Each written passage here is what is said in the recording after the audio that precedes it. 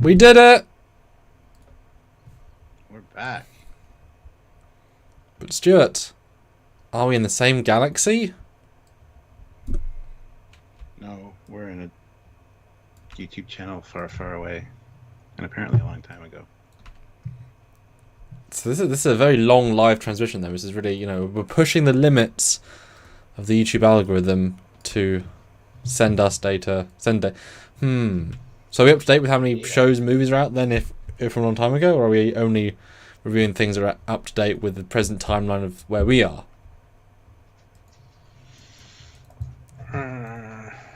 That's a good question. We'll pretend Obi-Wan Kenobi Season 7 doesn't exist. We'll just go up to Season 1, okay? We'll just stick with what's out. Okay. That's fair. That's fair. It is fair, yeah. Hi guys, welcome back. We're talking about Star Wars today, in case you can't tell, and it's a ranking again today.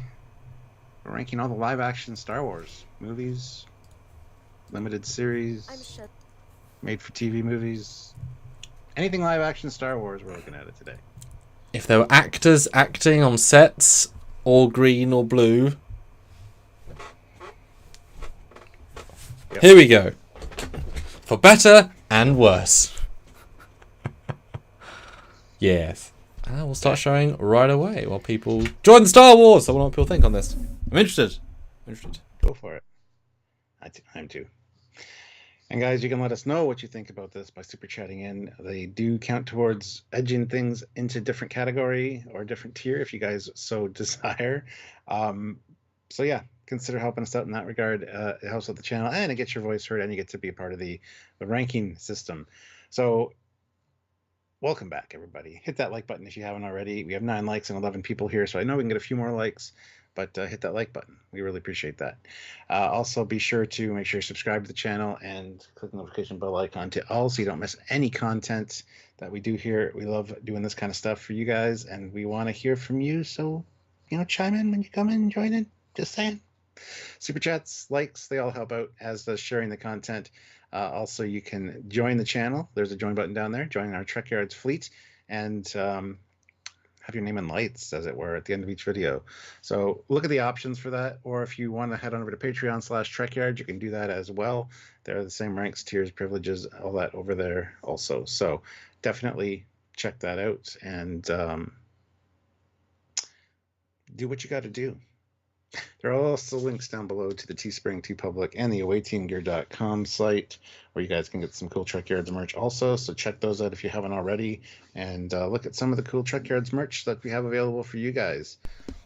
We love you so much, and we want you guys to be a part of the Trekyards community even more than you are now. So, like I said, go buy some merch. This is the way. There's currently a sale on the Teespring as well. Teespring or TeePublic? What? Let me go check. I bet you $1,000 it's the one that we like. No offense to the other one. TeePublic, yeah. They do sales all the time, so it's a good time to go check it out. Yes, TeePublic is right now. So go get things from TeePublic. Yeah. I wear their shirts most days because they're actually really good. And Classic for Real throws in $5 to start us off, which is awesome. The Force Awakens, obviously worse than entire prequel trilogy combined. The Rise of Skywalker, worst film ever made, a literal atrocity against all humans. Any other option is evil. Do you think The Force Awakens and The Rise of Skywalker, that both bracket and bookend the worst film ever made, Star Wars-wise, are worse than the worst Star Wars film ever made? Is that what you're saying? You forgot about The Last Jedi. And absolutely...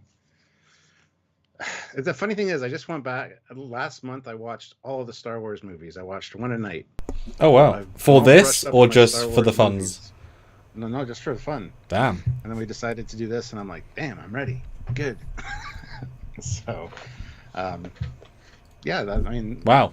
Like I said, watching Last Jedi, there are, some things that are all right in it, and then there's the big picture. So we'll talk about that when we get it must work even worse in the contrast of watching all 9. It's like, various ones. What the hell happened to Elbag?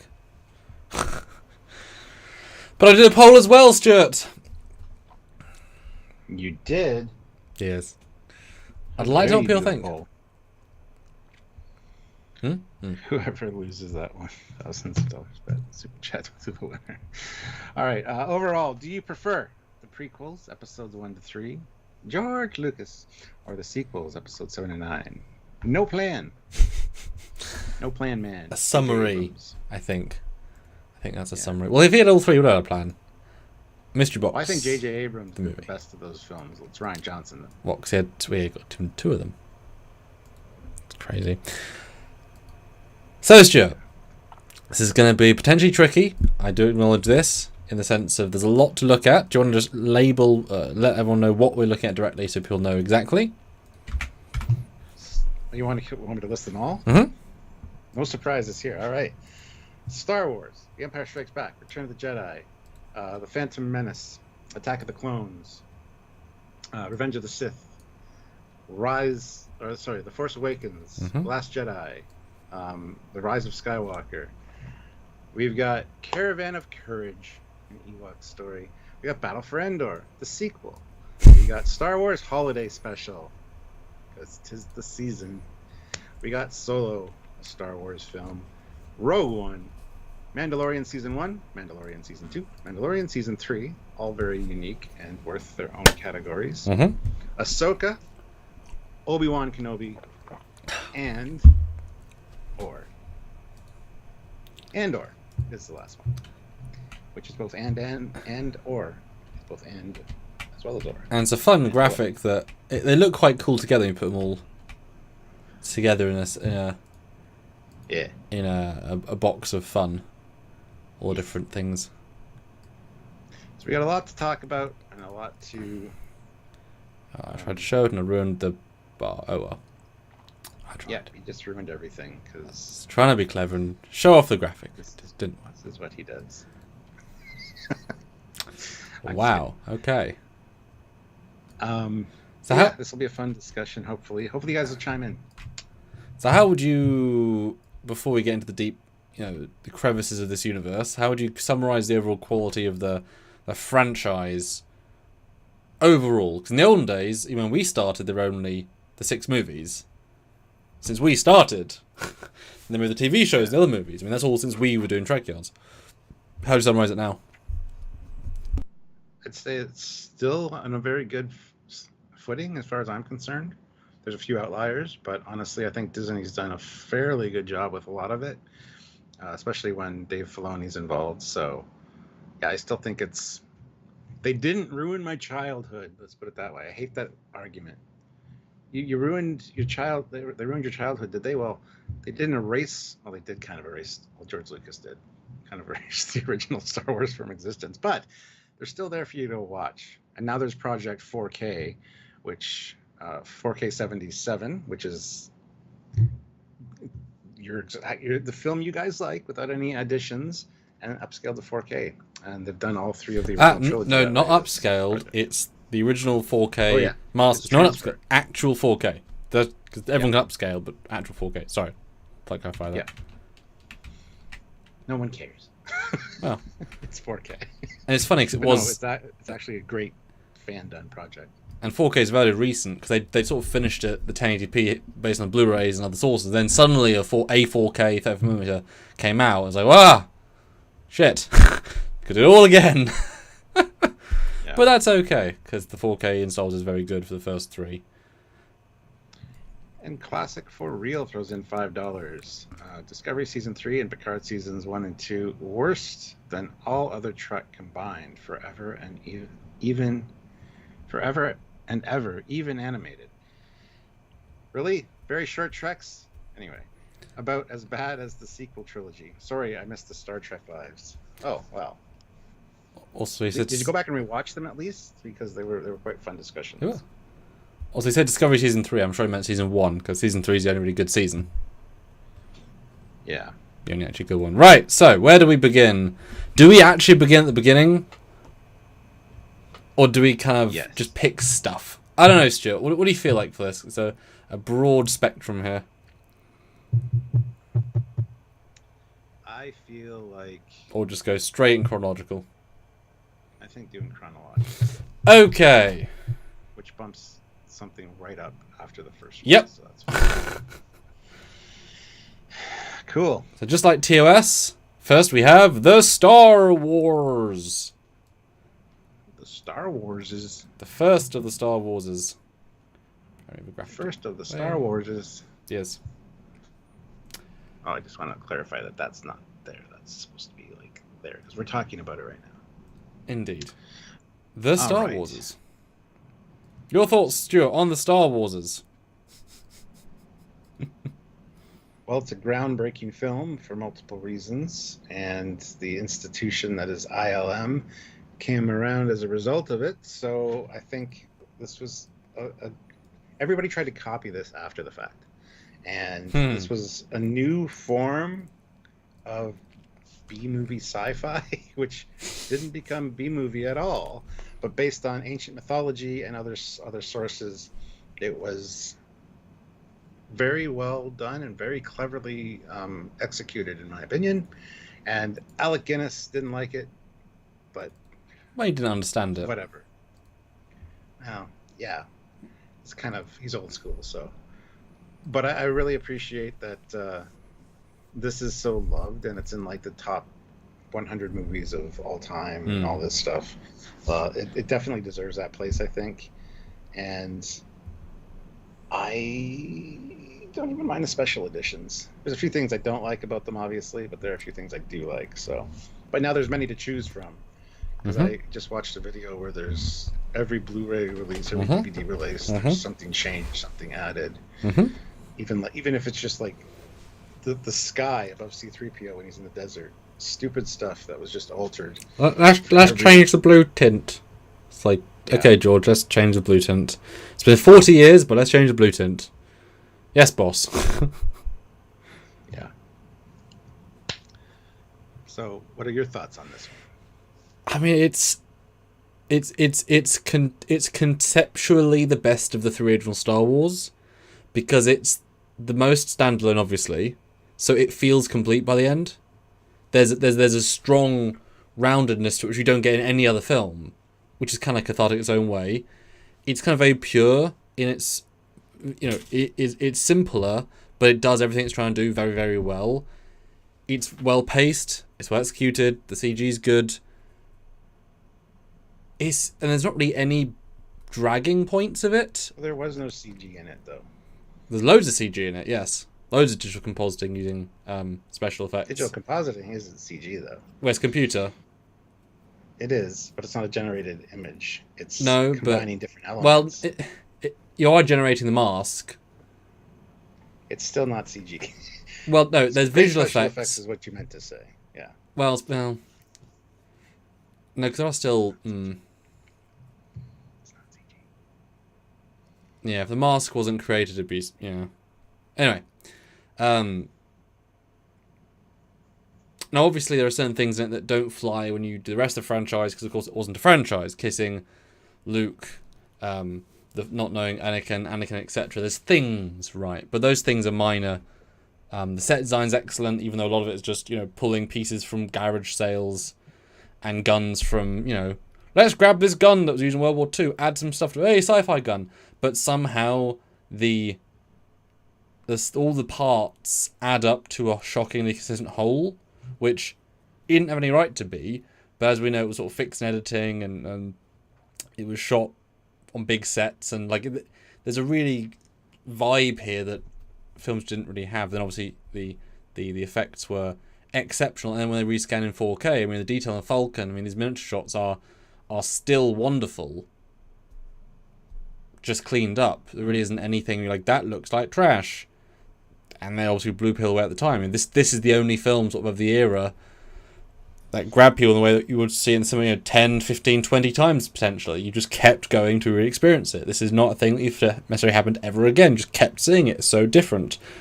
It's groundbreaking in many, many ways. Even if a lot of it's very, very, very, very simple. I mean, look at Han Solo. He's wearing a white shirt with a waistcoat. Obi-Wan's wearing some robes. A lot of it is super simple, but now it's iconography that's stuck in the brains of people and will always be, Yeah. Crazy. Yeah, and don't leave out with the visual effects. Don't leave out sound design as well. Mm-hmm.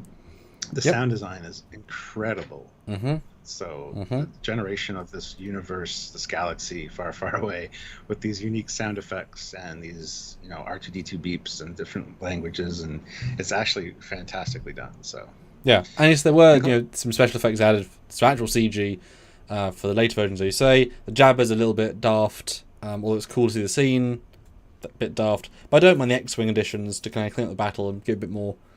Because they were quite nice, and that was top tier at the time. It's nice. Yeah. And this is the best example of, they're never going to go back and change the green, clearly 1970s shitty graphics to be modern HD, like visual remaster, because that's the style of the time. There's never going to be anyone coming around just like Discovery said for TOS. We're just going to throw away all the art design and replace that with fancy, beautiful graphics, and that's always going to be shitty wireframe green, because people never change the Star Wars, because that, even though it looks shitty and dated, it's not remotely sci-fi. It's the language from that universe, though. Exactly. Just saying. Yeah. And Classic for Real throws in another super chat with $2. Thank you. This one's just to tell Sam he's wrong. Season 3 is atrocious. We disagree. It's much better than season 1 and 2. So we're going to disagree on where Star Wars goes? I'm happy to go S straight away just because it's a cohesive whole. Yep. It's not as exciting necessarily as other ones, but the filmmaking is at an absolute platinum standard. It's doing slightly less, but it's achieving more successfully. I would say. It's very rewatchable. Like I say, it doesn't drag really ever. Yeah. Okay. Hey, I get Empire. Woo. Where's Empire Strikes? There's Empire Strikes. Empire Strikes Back. So Empire Strikes Back is, of course, the sequel.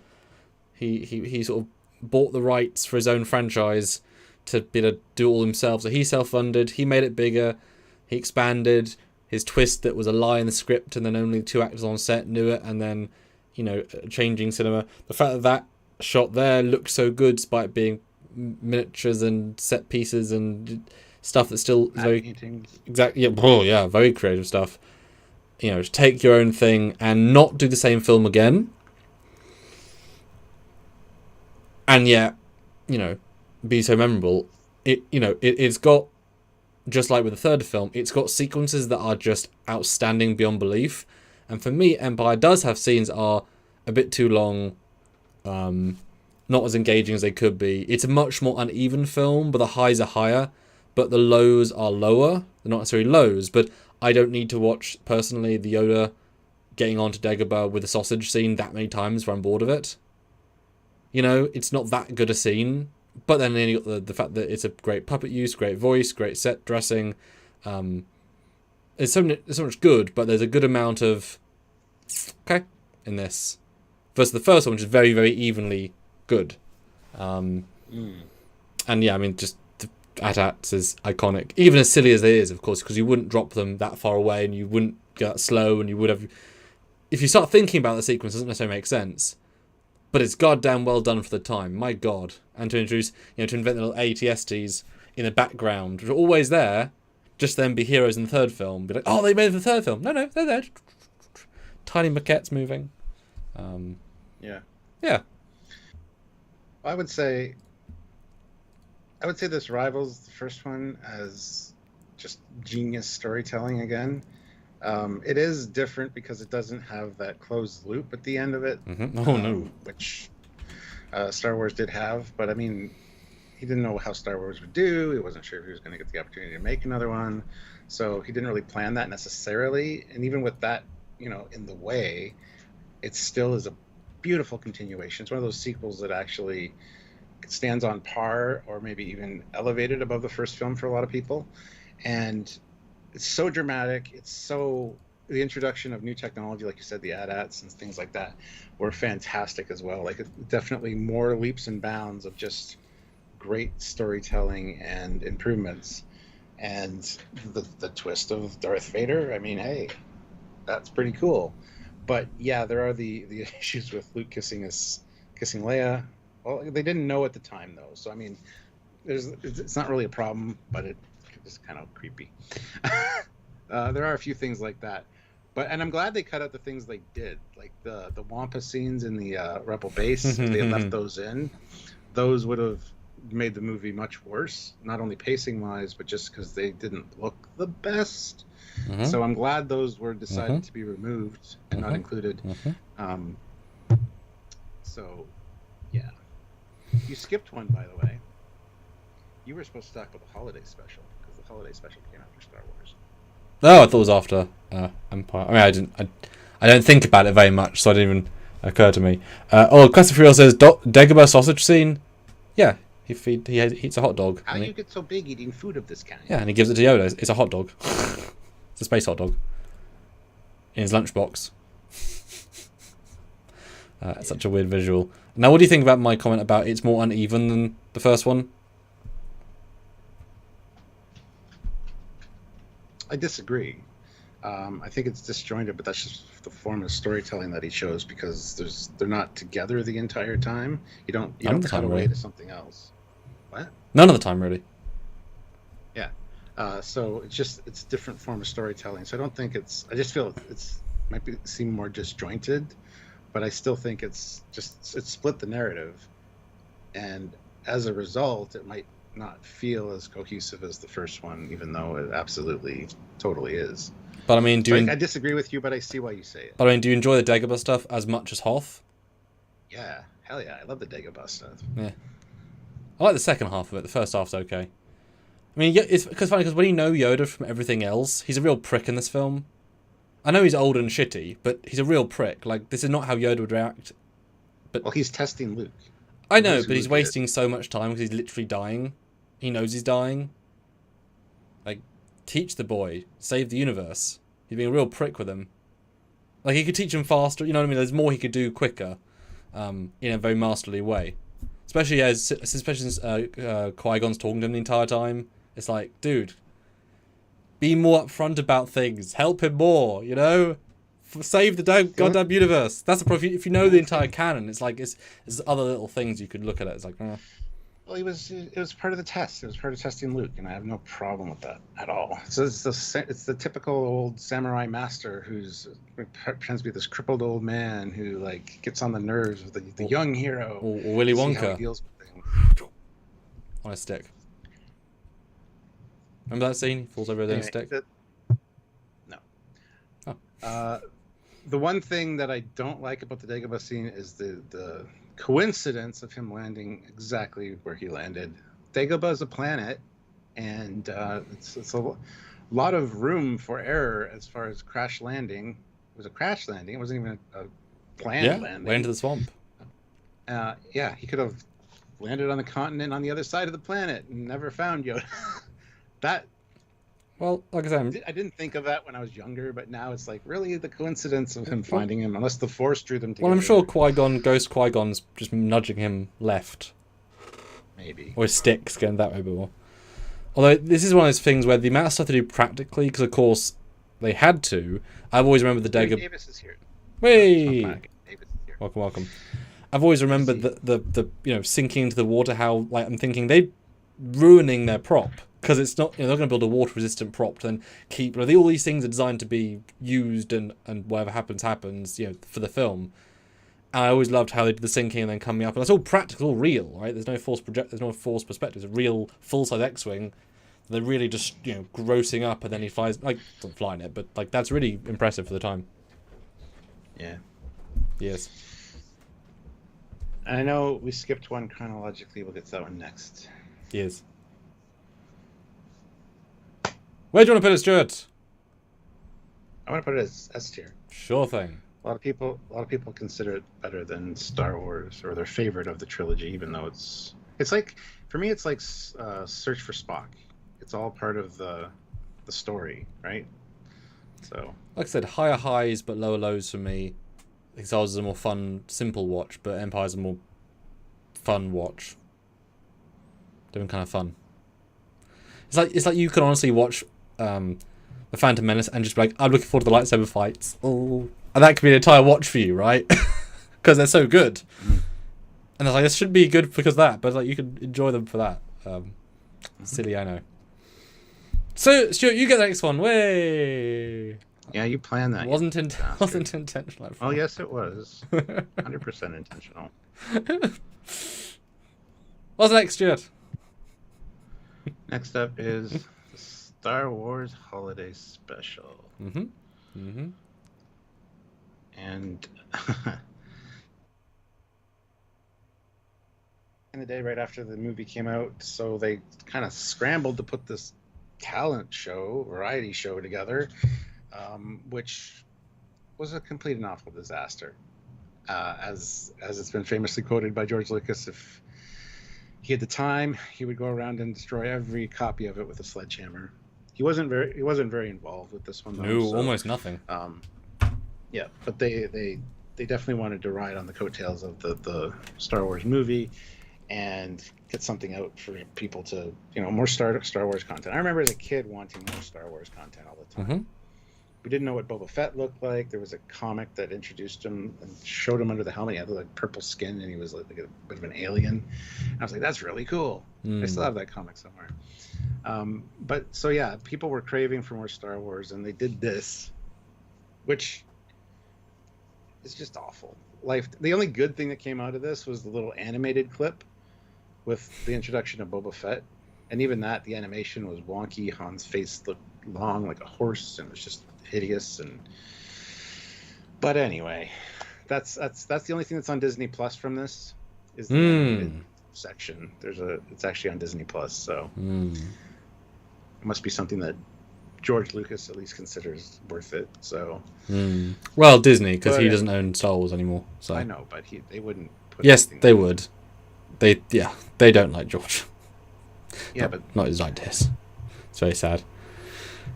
I mean, this is a weird one. It benefits from the fact they're just able to use the props and costumes from the movie, so it's quite high production value for being so cheap, because they're just off the rack what we're already using. And it's amazing because if they'd just done the three leads in scenes together doing anything else, it would have been interesting. But it's not them doing things. It's one of them doing one thing and then cutting to Kashyyyk, actual Kashyyyk, that's where it came from. And then a thing happens that's nothing related to anything, and then it's obviously god-awful. And the running joke being that you can see that Harrison Ford hates every second of it, visibly in his face. He just doesn't like anything he's doing. They built a new Falcon cockpit, which is absolutely atrocious, and it is just really, really bad. Leia is actually high during it. I think she said she was either drunk. Like this is right in her drug addiction period, so she is super weirdly glossed over, and it's really apparent. And Hamill's trying super hard, but this is around his accident, so his face is weird. So all the main cast are fucked off their face for one reason or another. None of them look right, and they're using shitty cameras. Like all of that combined looks like a really shitty fan film. The other thing that would have helped us, I think, is if they had subtitles for what the Wookiees were saying. Oh yeah, it's cool to get introduced to Chewie's family. Lovely idea. But not understand anything they're saying, and they have such stupid names. Like Mala is fine for his wife, but like Lumpy, seriously, that's their kid's name. It must be a nickname. I mean, toy selling. Lumpy the Wookiee. That's a toy you want. Yeah, there's a prototype of that toy that they never actually made it though. So, like I said, it's just so funny because they could have done anything else just with these three talented actors. Yeah. And they didn't. No. It was a 70s variety show. You had the Jefferson Starship doing a bit. You had some weird dancers, like kind of like Cirque du Soleil type deal. Also VR porn. Yep, VR porn. Like, it is literally VR porn. I mean, it is entirely what it is. There's no... Yeah. But this was also an era where this was not going to be released a second time. Conceptually, there was no home movies, there was no recording. Exactly. This was not. It would be come out. You'd get the ratings. Ratings would equal revenue. Revenue would equal payback. Whatever. And then they could choose to play it again if they, the cable network, whatever. But like people couldn't watch it again if it was shit. But this is different. Stuck around watching it, hoping there's something better coming up. And yeah. I'd love Worth to know. pointing that out too. I'd love to know what they got paid for this as well. Like Harrison and Carrie and stuff. So, Stuart, what level of tier do you think this one deserves to be in? Well, that's not much of a debate, I don't think. I don't think the animated segment pulls it up. No. Just throw it in the F tier. It's a happy F. I'm going to happily F this one, Stuart. You heard it here first, folks. He wants to F the holiday Happily special. F. Cool. All right. Would you like Return of the Jedi because you want a serious one? Would you like to take on that burden, that positive burden? It's fine. You sure? That's fine. Yep. Okay. You screwed me, and that's fine. I'll accept it. Okay, I'll half this one, and then you can. Return of the Jedi, incredible space shots. Just they amped the space work up to beyond 11. So that's beautiful. The set design's gorgeous. The acting's very good. To know that Palpatine is then in it, who's played by a younger actor in makeup, look older, and now he's the age he should have been then. And it's fun to know the backstory of those, wrap around who did what when. Great ending. The first Ewok song was better. Just saying. I like the special edition with the addition of Coruscant and Naboo. I think those are great additions personally. Seeing the statues toppling, I think that's lovely. Lightsaber fight's great. The costuming's great. And of course, in essence, the rescue short film, the segment, it's like, let's just do a cool intro for 20 minutes, is all good. All of it is like a film in itself. And then there's the bits on Endor. Over to you, Stuart. Hey, Trekyards. Well, I mirror a lot of your sentiments. The space battles were phenomenal. The confrontation between Vader and with the Emperor there was also really fantastic. Now, as a kid, I liked the Ewok aspect of it. Now, not so much, but I don't hate it. I don't hate it at all. They do drag the film down a bit. They do kind of slam on the brakes and all the action occasionally. And for those critters to be killing stormtroopers with stones, and although there's pretty creative ways to destroy AT-STs, I gotta say. Although how do they set that up, given they're tiny, and it would take like 50 of them to move one? Well, pulleys and levers, man. Sure. They're not stupid. They're smart enough to build a big city in this somehow. Tree, essentially. So no, I didn't. This is the film though that. After this, George Lucas started saying, well, Star Wars has always been for children. No, Star Wars was never... Did you see Empire? That wasn't for children. Star Wars was never intended to be for children. And he's doubled down on it multiple times, saying that Star Wars was always a kid's film. No, it never was, man. He only said that because of the criticism of the Ewoks. And so that kind of pisses me off a bit. Yes, it was a merchandising ploy, because toy sales for both other films were through the roof. That was the real moneymaker. So add some Ewoks. I don't hate the Ewoks per se. I just think a lot of the segments are really stupid. Like the one that's driving a speeder bike and like flying behind it. Like, he would be dead instantly. That's cute. Done. It is cute. Like, see, even if you say things like that, it is cute. It is. That's the point. But it's also kind of stupid and silly at the same time. So this one I think could have benefited a little bit from some of the deleted footage, though. Especially there's a lot. Especially some of the bunker stuff was. If you put it in the proper place, it could work. But some of it also is. I'm glad it's cut out. So, this is the worst of the three, the original trilogy for me, by far. But still some cool sequences, like the unfinished Death Star, and actually having to fly into the core of it. But that would also have the implication that this Death Star was being constructed at the same time as the first be. one was. No. Yeah, it would have to be, and it's also this one's bigger as well. It's way which makes bigger. sense that it's taking longer to construct. Yeah. But I wish that would have been mentioned in Rogue One or something. Never was. Would have been cool to see both, like the skeletal frame of this one and then the almost completed one put in the thing in Rogue One. I guess I could buy if the first Death Star was a secret which I think it was, they put 30% of the Empire's resources, and they said F this. They put like 90% of the resources of the Empire, like 70,000. You could probably streamline the second one, but then the Empire would be like, wow, where'd all the ships go? Wow, rebels are running amok. Yeah, because we have to send 18 million people to go build Death Star 2. It's a big project. And it makes sense. It makes sense to start building both at the same time. It does. The first one be finished first as a test bed, so they can make improvements while they're building the bigger one. The irony is, I would have made smaller ones after the first one because it'd be done quicker and with the same power. Like, you only need a 50% kill planet beam to still kill a planet. Let's be honest. You don't. Now it's funny about the Ewok line. If you were young enough to watch it the first time, you thought they were cute. If you're old enough, you thought they were annoying. I am neither of those things. For whatever reason, that's not a thing in my head. I watched them I don't remember when I watched this. It would have been in my youth, but I thought neither. I was old enough to understand the structure of the scenes, not have any personal feeling on the Ewoks besides what they were trying to do. So I'm not that, luckily, because I'm not like vitriol either way. I just think if they had been Wookiees, it would have been a radically better film. Radically better. Because everything, they could be the exact same scenes with a slight maturity uptick, and it would have made all this, because they're clearly meant to be Wookiees. Like, all of the scenes make sense for Wookiees. The bigness of the tower, all the traps, hitting stormtroopers, it all works for Wookiees. They just couldn't afford it, so they downsized. But they're still... They had also established that Chewie was technically savvy. I get it. I know. That was the other problem. So, exactly. So, but if they hadn't, like, it makes sense. They're Wookiees. And I also don't like the fact that Han Solo is meaningless in this film, and you can see it.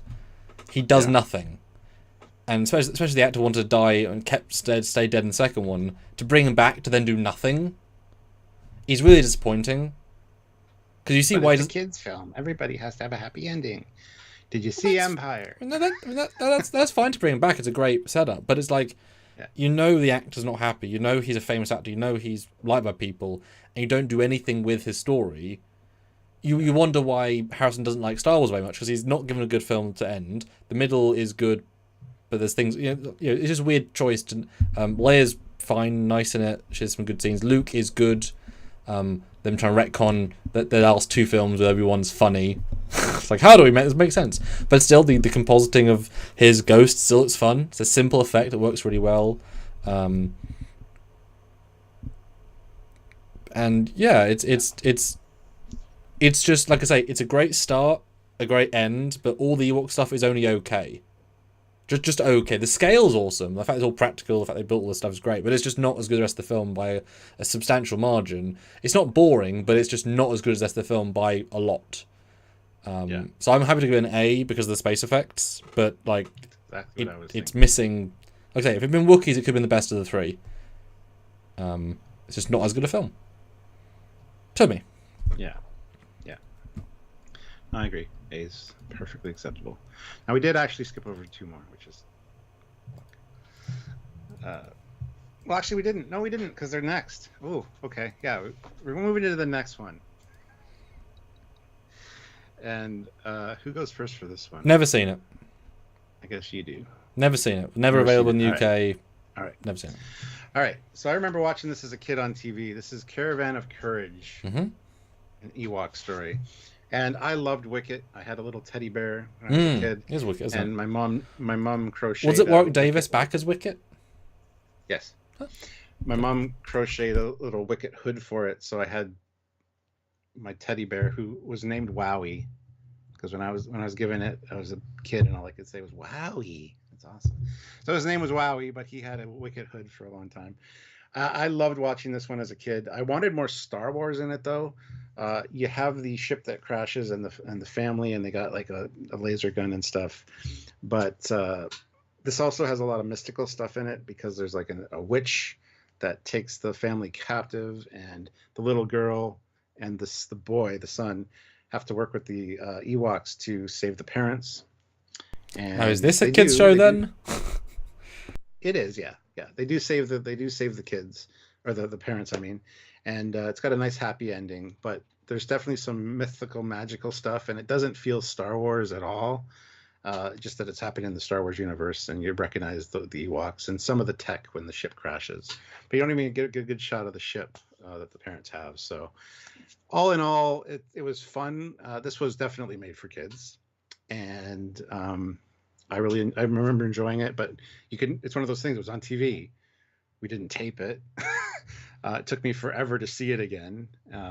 This is also on Disney Plus, so it still meets with Disney's approval.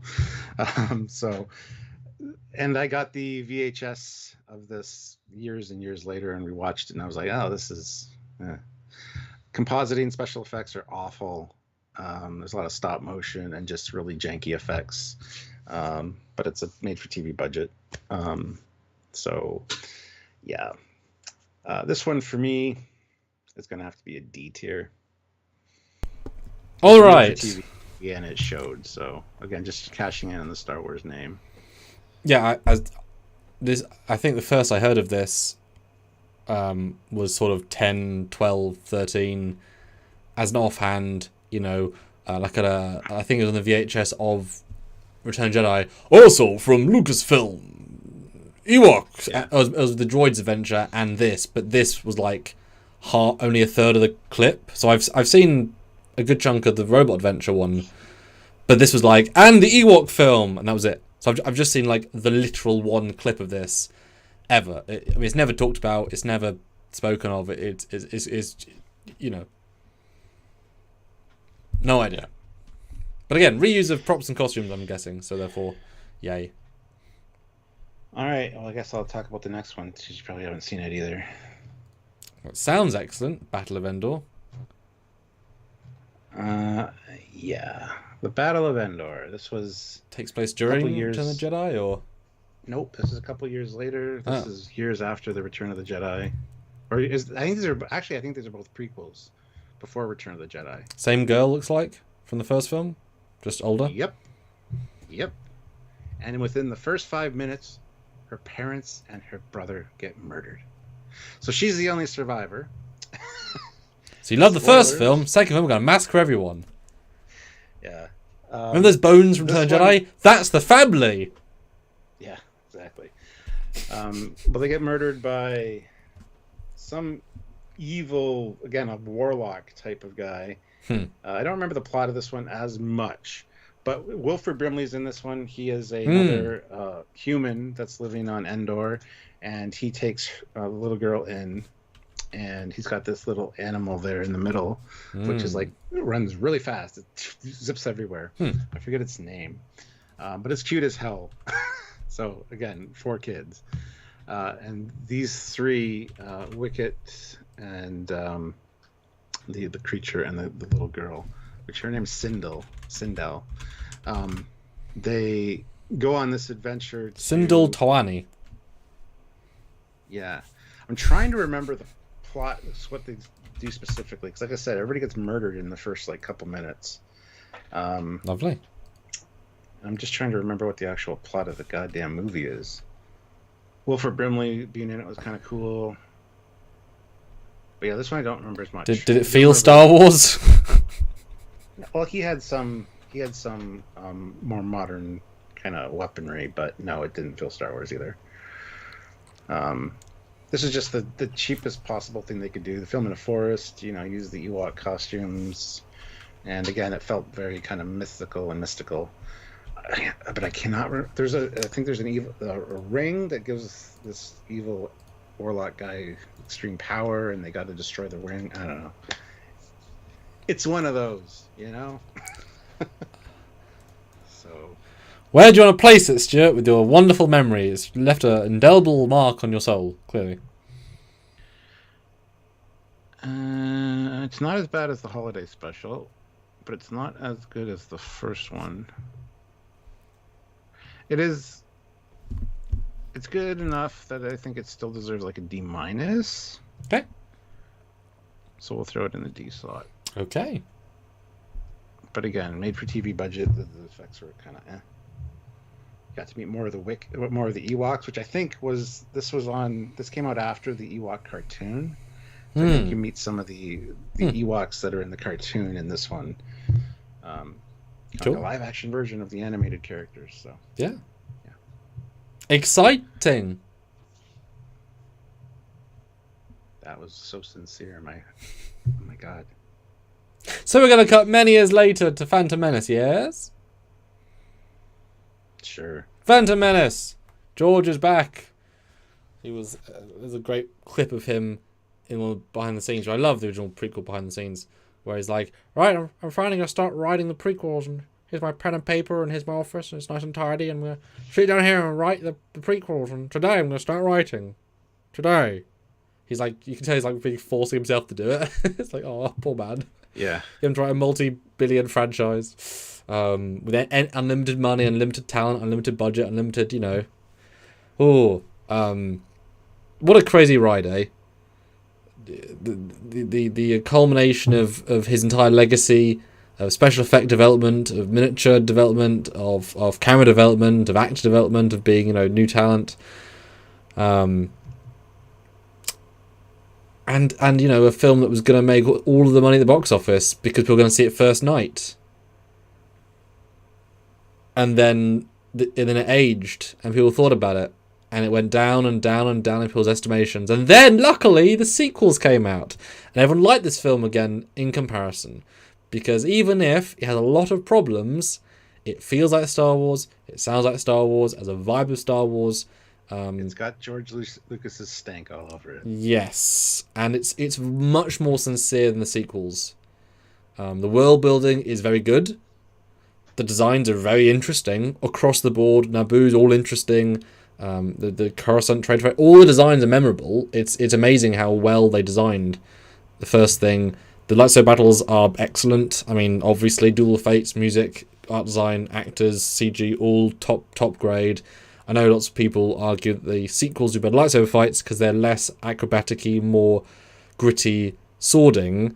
But I like the dancingness of the fact that these are toned warriors where they know, again I know a bit about the extended universe, they know they're doing a lightsaber technique style they've learned at the academy. You know, A, B, Z, Y, L, yeah, there's a strategy, but you also learn other styles to fight against. So they're doing a set choreography using the Force to help make it quicker until one person gives in because they make a mistake to then hurt each other.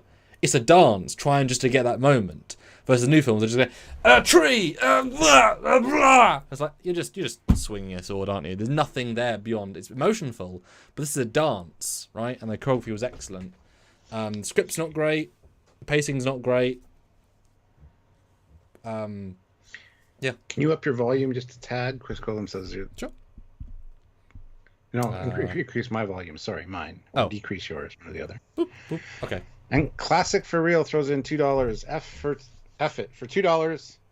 $2 for Sam to do more George Lucas impressions. Okay, I'll pick my moment. And guys, do super chat your thoughts, comments, questions. You know, it's Star Wars, guys.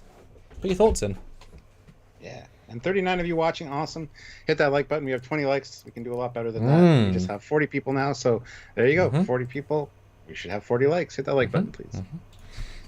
Yeah, this one, I remember being underwhelmed with when it came out. Like, it was a great spectacle to see on the big screen. Like, Star Wars is back on the big screen. But you see all of the people coming out of the theater going, this was amazing. This was epic. And then, yeah, the reality starts to set in that we wanted it to be amazing and epic, but was it? And going back to rewatch it, I found this a slog. This was not great.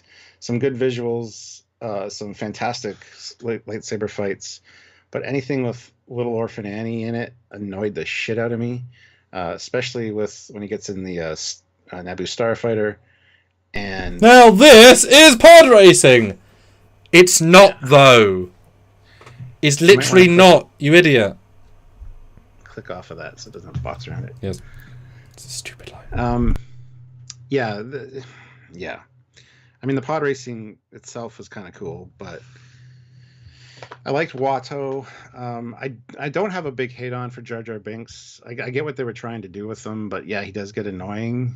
But I don't hate Jar Jar Binks necessarily, like a lot of people do. So. Oh, so you love it, Jar Jar? You love Binks? The pacing in this one was kind of all over the place, and it's just not a cohesive feeling film. Mm-mm. As George Lucas is famously known as saying, there's a lot going on. We might have to tone it down a bit. We can lessen the effects of it, because even he realized at the screening that there's too much tonal shifts going on, and it really does show. Plus, I feel it's a little bloated. It's a little bit longer than it needs to be. Like they focus on a lot of the CGI stuff, like the battle of the Gungans with the droids a little too much. So yeah, this one for me is not a great Star Wars film. Like I said, there are elements to it, but it's funny because it's kind of like 10 very interesting short films. If you take them by, like, the underwater scene in the Unabong go through the cool sequence. The like I say, the pod racer looks beautiful. God damn, how's it look so good still today? Really good sequence. Annie's interesting, sort of, but then even it's not a good script, right? That's a fundamental. Him cheating Watto over a sequence doesn't even make sense. The way he structures his dialogue, it's like you're not even saying things to make sense here. And there's obvious things they should have done differently. Why put Obi-Wan, who's very important on the ship, have him be the one to go... There are loads of structural things you could do to improve this film. Like not have Annie be 7. Honestly, for me, there should have been the second film was the first film, Attack of the Clones. Because then you could have let Hayden build the character over 3. Because you don't relate Anakin... this to the next film. They're not played the same. They're not vibing the same. They feel like entirely different people, which, yes, they are in a sense, drunk trader, slave from Tatooine, Jedi. I get that. But you're wasting a lot of the development that you sort of have done, because it's sort of clean slate with Hayden. And then Padme's creepy, because she looks like an adult in the first film, and she looks the same in the second film. She's banging a 7-year-old, who's now older. It's weird. He should have been Hayden all 3 films. I know obviously might not have grabbed Hayden, but like structurally, if that had been a teen, an older teen, an adult, massive improvement. And all the trade stuff could have removed a lot. But also don't invent force running, super speed, and then never use it again. Oh fuck, that was dumb. It's like it's so useful. That's the logic for how they can deflect blaster bolts, though, as well. They kind of see things in slow time, so they can. Sure. Mm-hmm. But it doesn't translate. I mean, in some video games, I believe the Vader Immortal games, which are VR, you get a moment where you have to deflect, and time kind of slows down for a second. You see them fire at you, and then you can deflect them. So I get it. But it's not like Quicksilver from X-Men where they're like moving so fast that everything else is slow. I feel it's more of they're in tune with the Force, so they understand where these things are coming from. So I don't really necessarily buy the whole we can move. That was just a stupid sequence. Well, it's how it's presented, right? Yeah. And the idea they could possibly go on a droid ship down to the planet. It's like, these things don't have people on them. They're fully droided. There's no air on these ships. They probably have scanners saying there are one life sign that isn't a human, that isn't a droid, kill them, etc. Very odd things in this episode, but also it's fun to watch, right? So much of it is kind of cool, so much is interesting. It should have just been shorter and better script. So strange, such a strange film. Well, for me, I want to put this at a C tier. Yeah.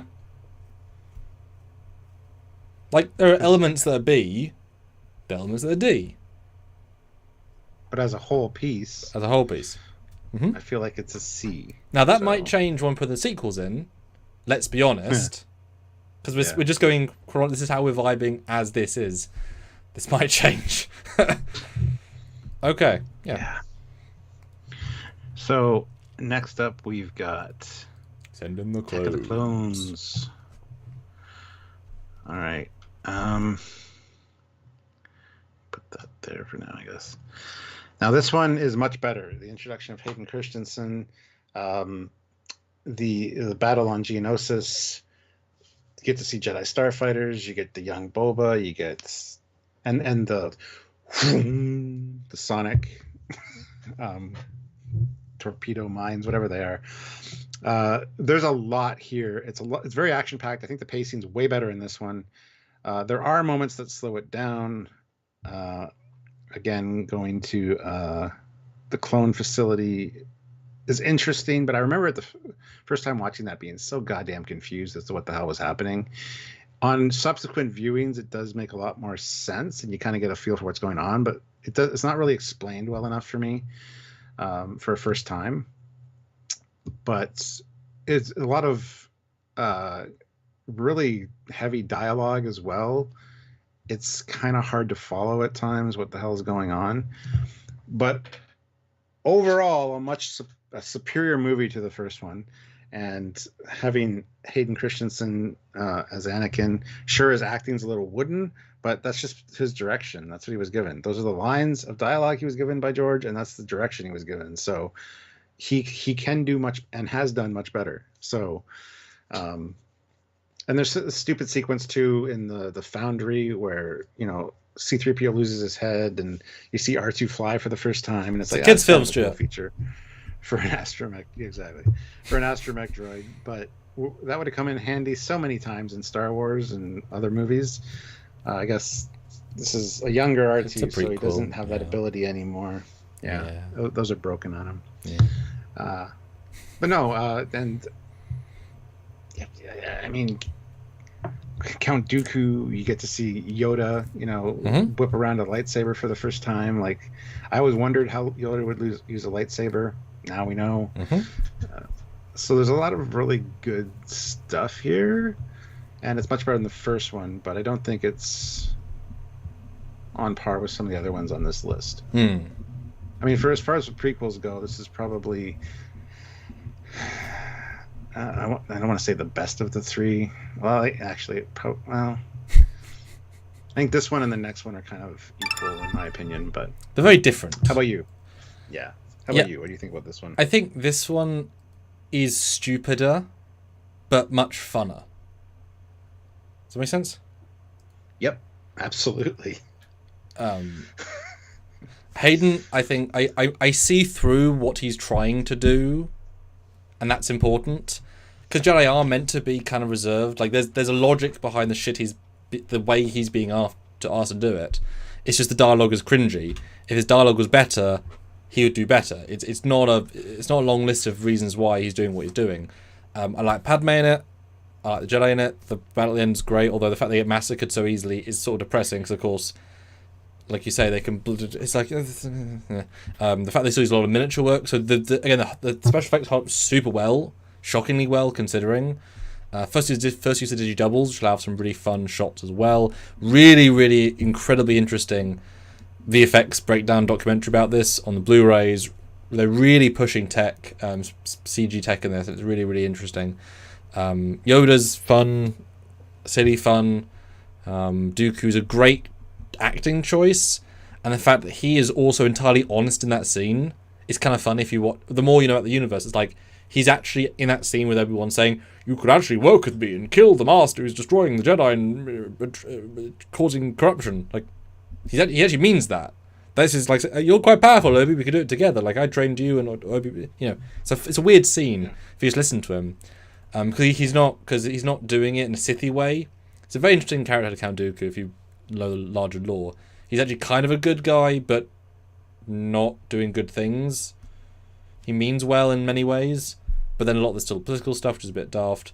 I love the art design of the clone stuff. To see how that came about is very interesting. The ending is great. Like, wow, the Clone Wars begins. This is gonna be really cool. The chemistry for what it is of Hayden and Ewan is actually really good, despite the lines. You can tell they have a brother vibe. It really comes across, and in all subsequent interviews, they're really, really close people. They just work as a duo, which is great. Geonosis is really weird. Camino is really weird. It looks lovely, interesting concept. A lot of time they say Cypher Diaz, a guy I've never seen, never heard about, introduced, not a real character, it's convoluted. It's fine second time, weird first time. But again, to put Obi away from the interesting stuff for a very long time, it's too long. It's a little bit dull, but it's also interesting. It's weird, but I love his Starfighter. I mean, Django, the fight in the asteroid field, great. Sonic Mine's great. Great space battle stuff. Yeah, I do think all the Foundry stuff is not good. I think that's a roller coaster ride where it's not that interesting actually. But Django's fun. The fight in the water platform's great. I like that. His son's fun. Australian for some reason, or New Zealand, sorry, for some reason. I don't know. And how does it start? What's the cold open for this one? Oh, the blowing up ship, the Padme. The fact that she has assassination attempt. The fact that she has like 5 lookalikes, although you know Keira Knightley's not in it, and they all die and blow up. Yeah, it's a better film for sure. And but it's also a Star Wars film. Like, it feels like a Star Wars film, right? And they were building somewhere. Yeah. I mean, I'll say B, just the nature of this evolving chart. I wouldn't say it's a good B, but then also I've said a lot of good things about it in the same way. A lot of talented people made a lot of interesting scenes. It's just if you listen to the dialogue and some of the pacing, but a lot of the scenes are really, really good. Really, really good. But then you keep watching the film, it's like, yeah. But some are really good. It's weird. Alright. Revenge of the Sith? Revenge of the Sith, yes. My favourite of the 3. Because it does a lot. I still love the initial CG shot. It's like a 16-minute fly sequence, which is incredible. I mean, they were showing off. They were showing off what they could do, and it still looks great. I like Anakin's hair, as odd as that is. I think it's a really interesting, good character look. I like Obi-Wan's character look. I love his costume. It's one I replicated. That's one I have. I think all of Mustafar is excellent from a technical point of view. It's very impressive. It's all blue screen. It looks so freaking good. And it's a really fun, imaginative, structural ballet of Death Knell, going to the very grounded, just to 2 people fighting in a room, very aggressively, to then on a tripwire, on a wire, to then fighting on floating platforms. But it all kind of works until it becomes a silly ending on a burned alive thing. And seeing the VFX breakdowns again, really amazing. They really push themselves, and it's really, really impressive. The music's excellent. The pacing's actually decent. It's weird, but there's so many layers of like, oh no, and you know everything's gonna go bad. Like, there's a real dread in the entire film. And the fact they spent another 10 minutes killing every Jedi ever, graphic but still wonderful, and it really kind of gets to you, even though it's kind of PG at the same time. But Padme's not very good in it. She's not really in it very much. Underused for sure. Not given a real character. Shame. Choosing, they didn't have a way of her to die, so just broken heart. No, doesn't work. Any other way would have been fine. Yoda scene with Palpatine's fun but silly, but you got 2 epitome god characters. They went silly. I get it. But they were very much hamstringed by, we had to put people in their places. So Yoda being a coward running away is not a good enough reason in the scene the way they did it, in my opinion. And some other little things, right, don't quite work. But, you know, I like it the best out of the 3. It's the most cohesive, the most dramatic, the most vicious, the most ambitious. I think the best acting out of the 3, probably, from the leads. So, yeah, I enjoy a lot about this film. I'd like to welcome LDG, hashtag Free the Nets, to the rank of Lieutenant. He has joined the channel. Thank you so much. That is amazing. He also blows us away by gifting 20 Trekyards memberships. Hot damn. So let's welcome Don, Ranger Power, Attila the Finster, Sean O'Sullivan, hey, Laura Smith, Marco, Craig G. Hopkins, Domer Homer, DGR Blue, hey, Paul Hitchcock, Mark Henson, Burt Defect 1186, Bill, Jacob Martinez, Melted Copper, Jamie Somerville, Keith Morgan, Jason Cates, Springtime, and Feed Me Seymour. Welcome all to the channel at the rank of Ensign. Thank you so much for gifting that many memberships. Yes, that deserves a clap. Thank you. That is awesome. So you're now Ensigns for 1 month. Yeah, in the context of our sort of canon, you basically finished. You've approved an academy class. They're all just rushing to their ships, and I can entirely change how our ships work. Oh, wonderful! Thanks so much. We got to tell. We need a new fleet video. A big change. So thank you so much. It's very, very nice of you. I hope you enjoy and super chat thoughts, comments, questions about what we're doing. yeah, Amazing. Thank you. now as you were talking, I definitely bumped this one above number 2 for me, because it was much more enjoyable. The kicked off with such a great sequence, and it also ended with that lightsaber fight is epic. To see and end with I have the high ground, and Anakin with his rage just jump and just get taken out. There are moments that, like, what happened to Padme? In your anger, you killed her.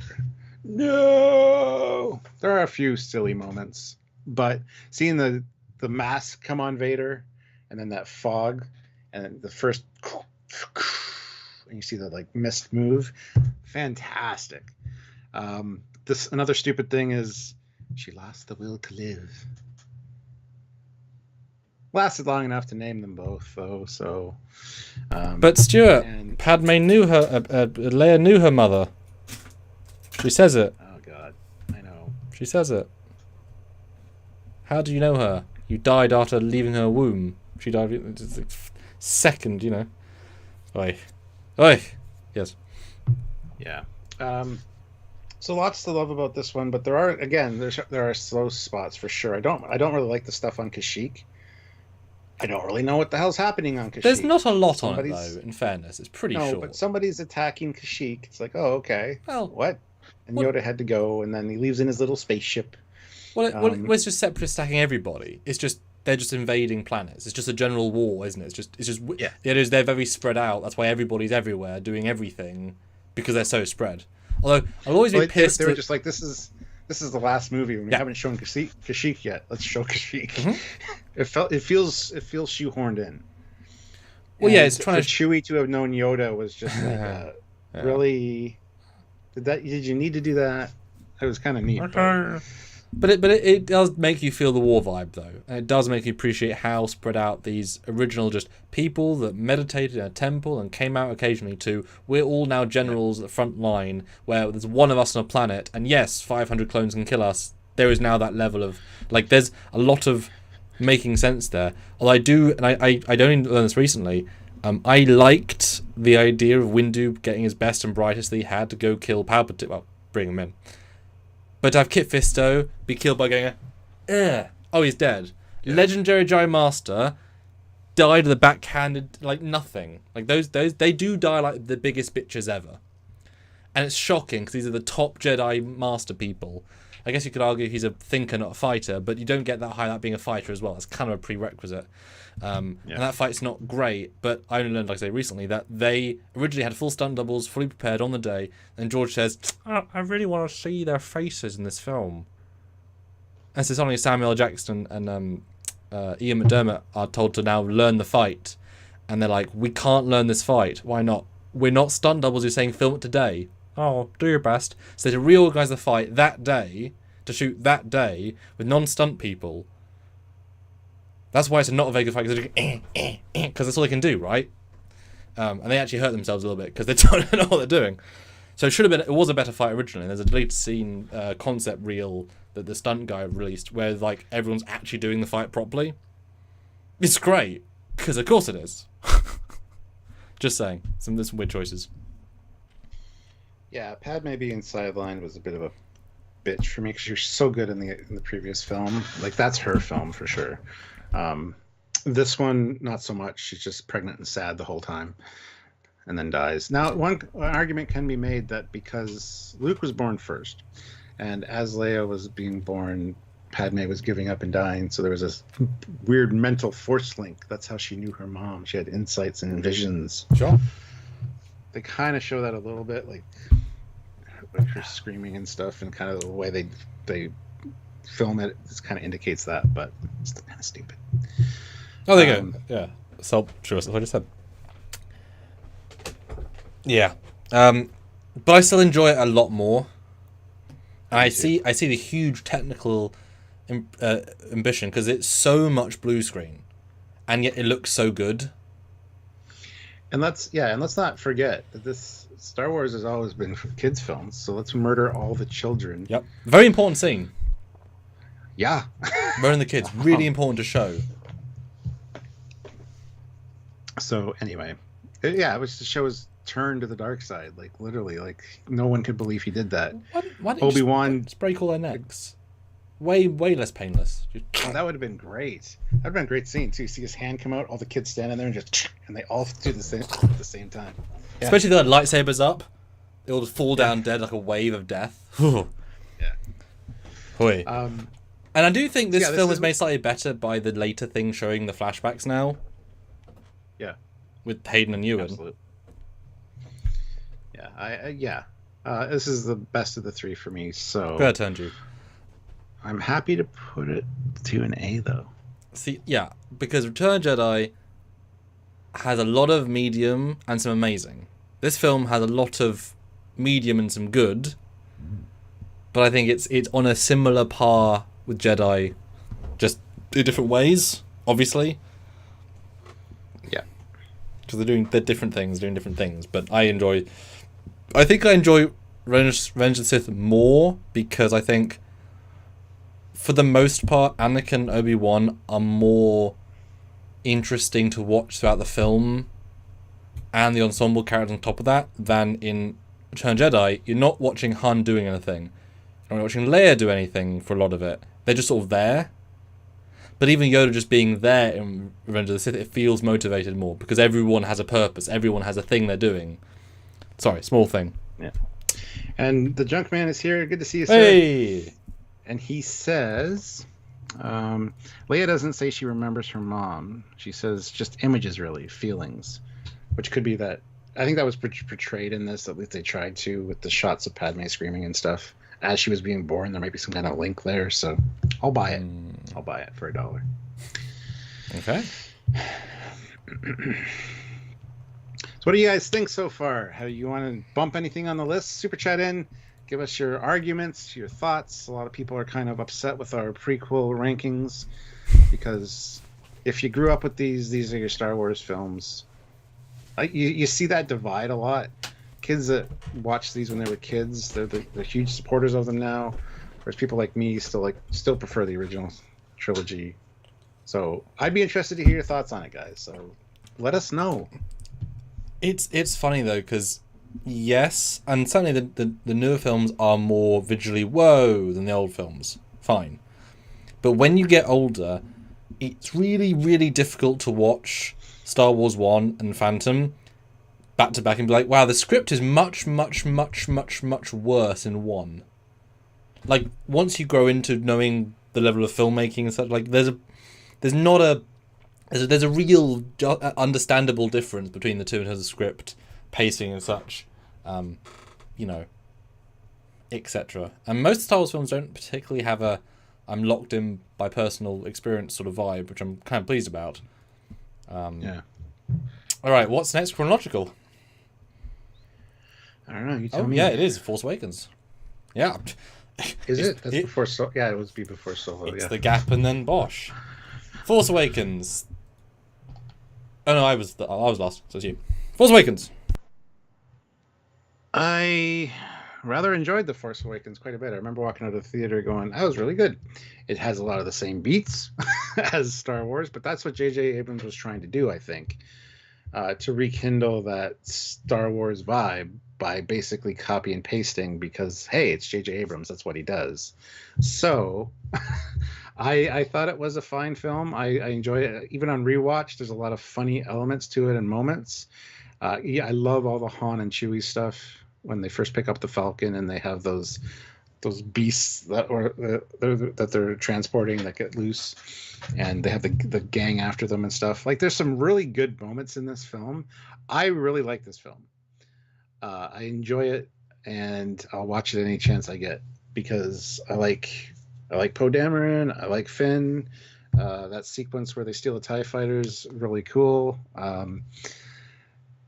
And the Finn and Poe moments are also great. Like, I'm rescuing you. You need a pilot. Yeah, I need a pilot. I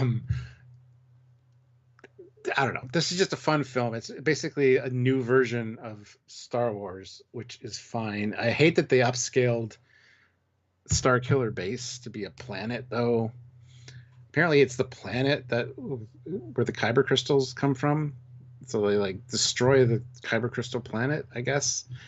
There are a few interesting things like coming out of hyperspace, like in the atmosphere, so that nobody can see them coming, and then the skipping the stone sequence with the Falcon, and just Han's interactions with Finn as well. That's not how the Force works.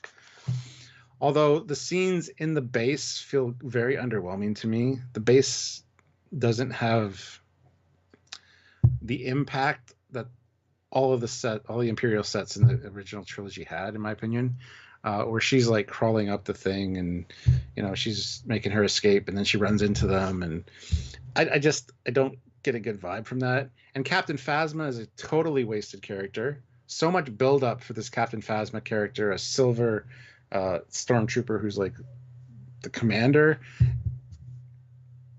just gives in to Finn and deactivates the shield, and then never really comes back from that in any of the other films.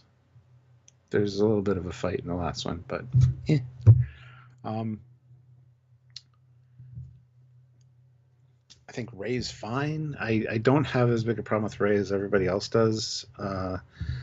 She's just innately strong in the Force. So to call her a Mary Sue, I can see why people do it, but I don't have a problem with her. I love Daisy Ridley. I think she's easy on the eyes, and I think she's a good enough actor. Her moments with Han Solo were also great. I think Han Solo, Harrison Ford, is what made this film extra special for me, because his scenes are great. It was great seeing Han Solo come back, and I'm glad he decided to do it. I'll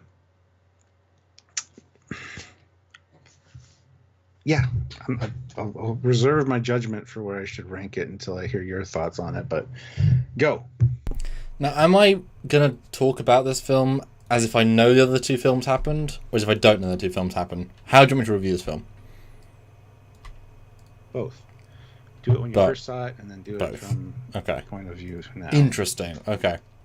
But I think, there's lots of beautiful red letter media style, what's wrong with it, things to note. It's a wonderful minefield of things that are silly, right? It's a super retread, but it's genuinely very funny. It's very Marvel, right? This is the best Han's been potentially in any film. Because he actually cares. He's like, I'm getting motherfucking killed. I'm never coming back again, ever.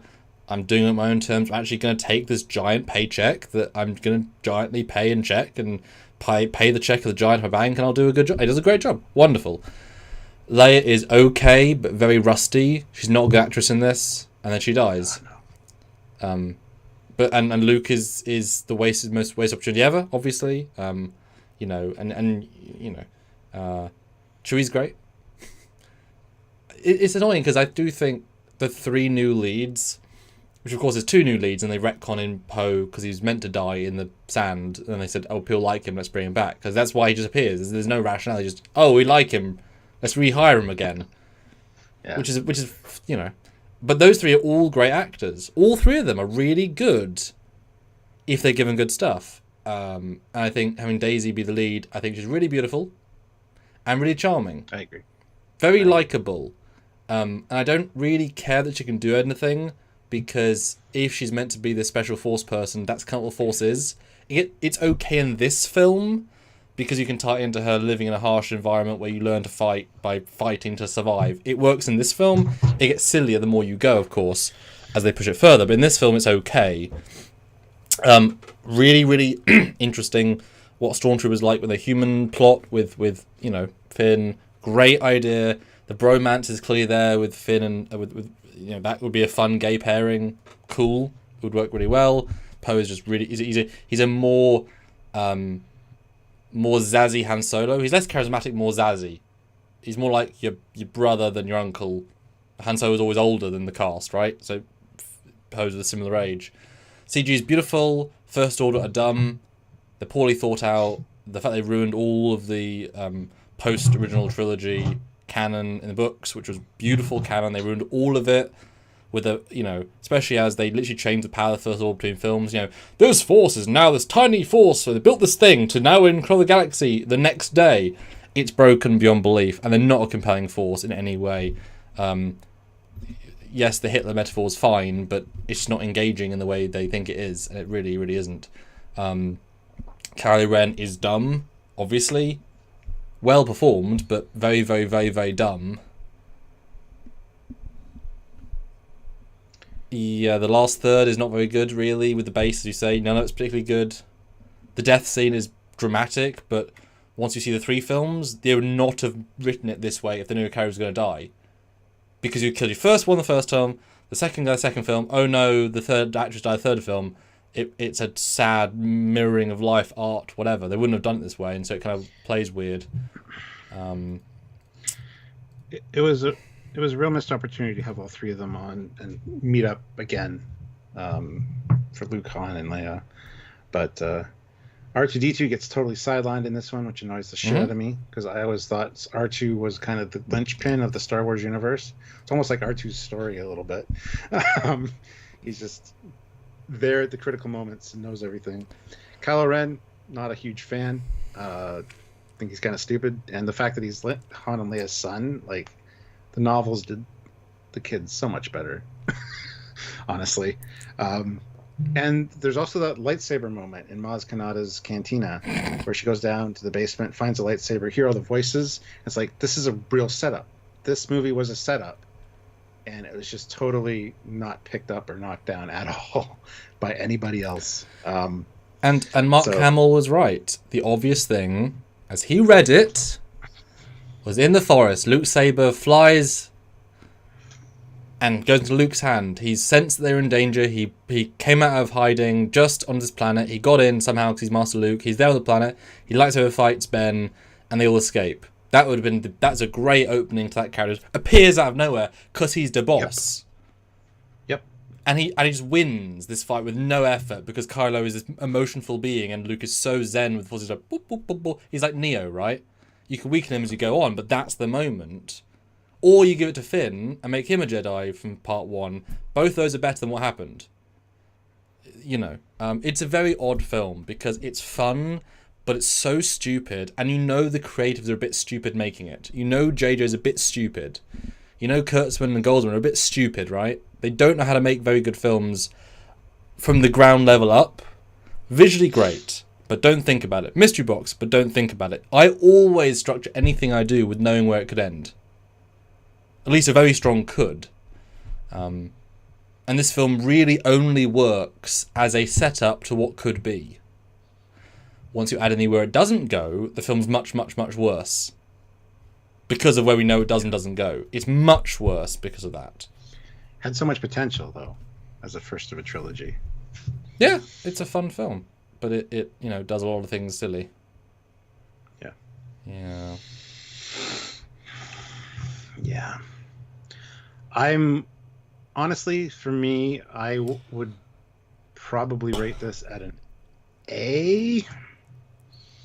For enjoyment factor, I really like this one. It's a return to form, I think. And I like the introduction of the new characters. I like Han being in it. There's a lot to like here. And for rewatchability, for me, it's at least an A. See, there's a logic there behind putting... but the best prequel and the best sequel in A makes sense. But it's a film that doesn't go anywhere. That makes very, very bad choices in many places. Many, many bad choices. And they kind of feel deliberate bad choices. I would say a very high B for enjoyment, but there's so many flaws with the actual film itself. I'd feel weird giving it an A. I think the flaws are only there as a result of the sequels, though. I think there was a lot of setups in this one, as it should be for a first of a trilogy. I just wish they planned it as a trilogy from the beginning. I think those failures that you're talking about are due to the subsequent films. That's what, yeah, but the whole saga, like the Star Warsiness of it. Because I feel like I've got to take that into account. Because we sort of take into account with the Return of the Jedi and Revenge of the Sith and Empire, you know, there's a bit of that. I'll accept an A, but I'll be sort of slightly grumbly because I think it's like on that line, but it feels a bit too nice to give it an A for overall Star Wars quality. My last point to why it shouldn't be an A, they make Han a deadbeat dad, They make Leia a failed political campaigner who lost her place. They blew up It's not true. Coruscant. They laser beamed true. in real time a beam across the galaxy, destroying every planet and the centres of politics, which then meant nothing in later films, really. And they gave Luke 1 second. These are, you know, their mentality was, let's hurt our original trilogy stars to make our new guys look good. And ended up breaking their old stars and not having good new stars. So, you know what I mean? Like, they could have had... just saying, give it a B for those disrespect to the old films, because it's active disrespect. It's not, oops, we did it. It's like, no, let's actively make these people worse to make our guys better. You know what? Have our good guys be bad, have our old guys be good, and our new guys be good. Crazy.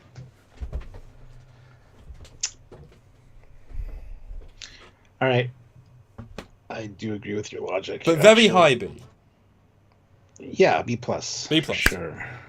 Should we stick it between the two? Because I'm but we graciously accepting a B. But super chats, if you guys feel it should be an A, super chat your thoughts, comments, because as you guys know for our previous rankings, you guys super chat your thoughts, and if enough of you think strongly, it can be moved if we're on that line. We are currently on that line, so we can be pushed one way or the other. And ISFJ 1009 $5. Spot on ranking, gentlemen. Classic for real $5. Only good thing about TFA or the Force Awakens is giving us Jenny Nicholson being kawaii about BB-8. I love Jenny Nicholson. Which one's she? Plushies. She's a YouTuber. Oh. About BB-8 plushies, and giving us false hope about Finn being a main character. Yeah, Finn was squandered potential. All three are. All of the other really? films. Yeah. Yeah. Yeah. But yeah, BB-8, as far as I'm concerned, can suck a big bag of robot dicks. He pushed out R2-D2, and I absolutely hate that. So, BB-8's great in this film, though. But if I had to choose, the choice is obvious. It's funny because you would have thought you have R2 be the droid in the film, because then you could have had him be the legacy that maintains. Like, yeah, but no, he's under a sheet for the whole thing. But why wouldn't you? Then, like, it's no easier for a ball to go over sand than a droid designed to go over, like, things. Like, he's a flying robot, for God's sake. BB-8 can't fly. He's just going... Yeah. Leia became the government. She can fix goddamn R2-D2's thrusters. Fly. Yeah. All right. I like BB-8 just fine, but he should have been a companion to R2, whereas C-3PO was helping Leia with diplomatic stuff. Yeah, that would have worked for me. Million better ways of doing it, right? Oh, right. Do I get the other one? Oh, yay. Yeah, you get the good one. Star Wars: The Last Jedi. 50% hated, 50% loved. It's an amazingly divisive film, but like straight down the middle. It's shocking. It's a film I'll always remember. Watched in the cinema. I didn't like it. Oh, yeah. And I walked out of the cinema, and Dad liked it. And in the car ride from cinema to home, I made him not like it. Because he hadn't thought about it. He just enjoyed the ride. But as soon as I started expressing my more analytical thoughts on it, he's like, oh yeah, that wasn't very good, was it? It's like, no, it wasn't. Because of these...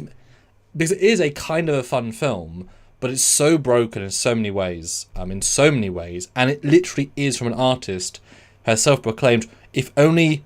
He only wants half of the audience to like it, because that's him doing a good job. When the point of a film is to be there for the fans to enjoy it, and if you can get an audience, cool.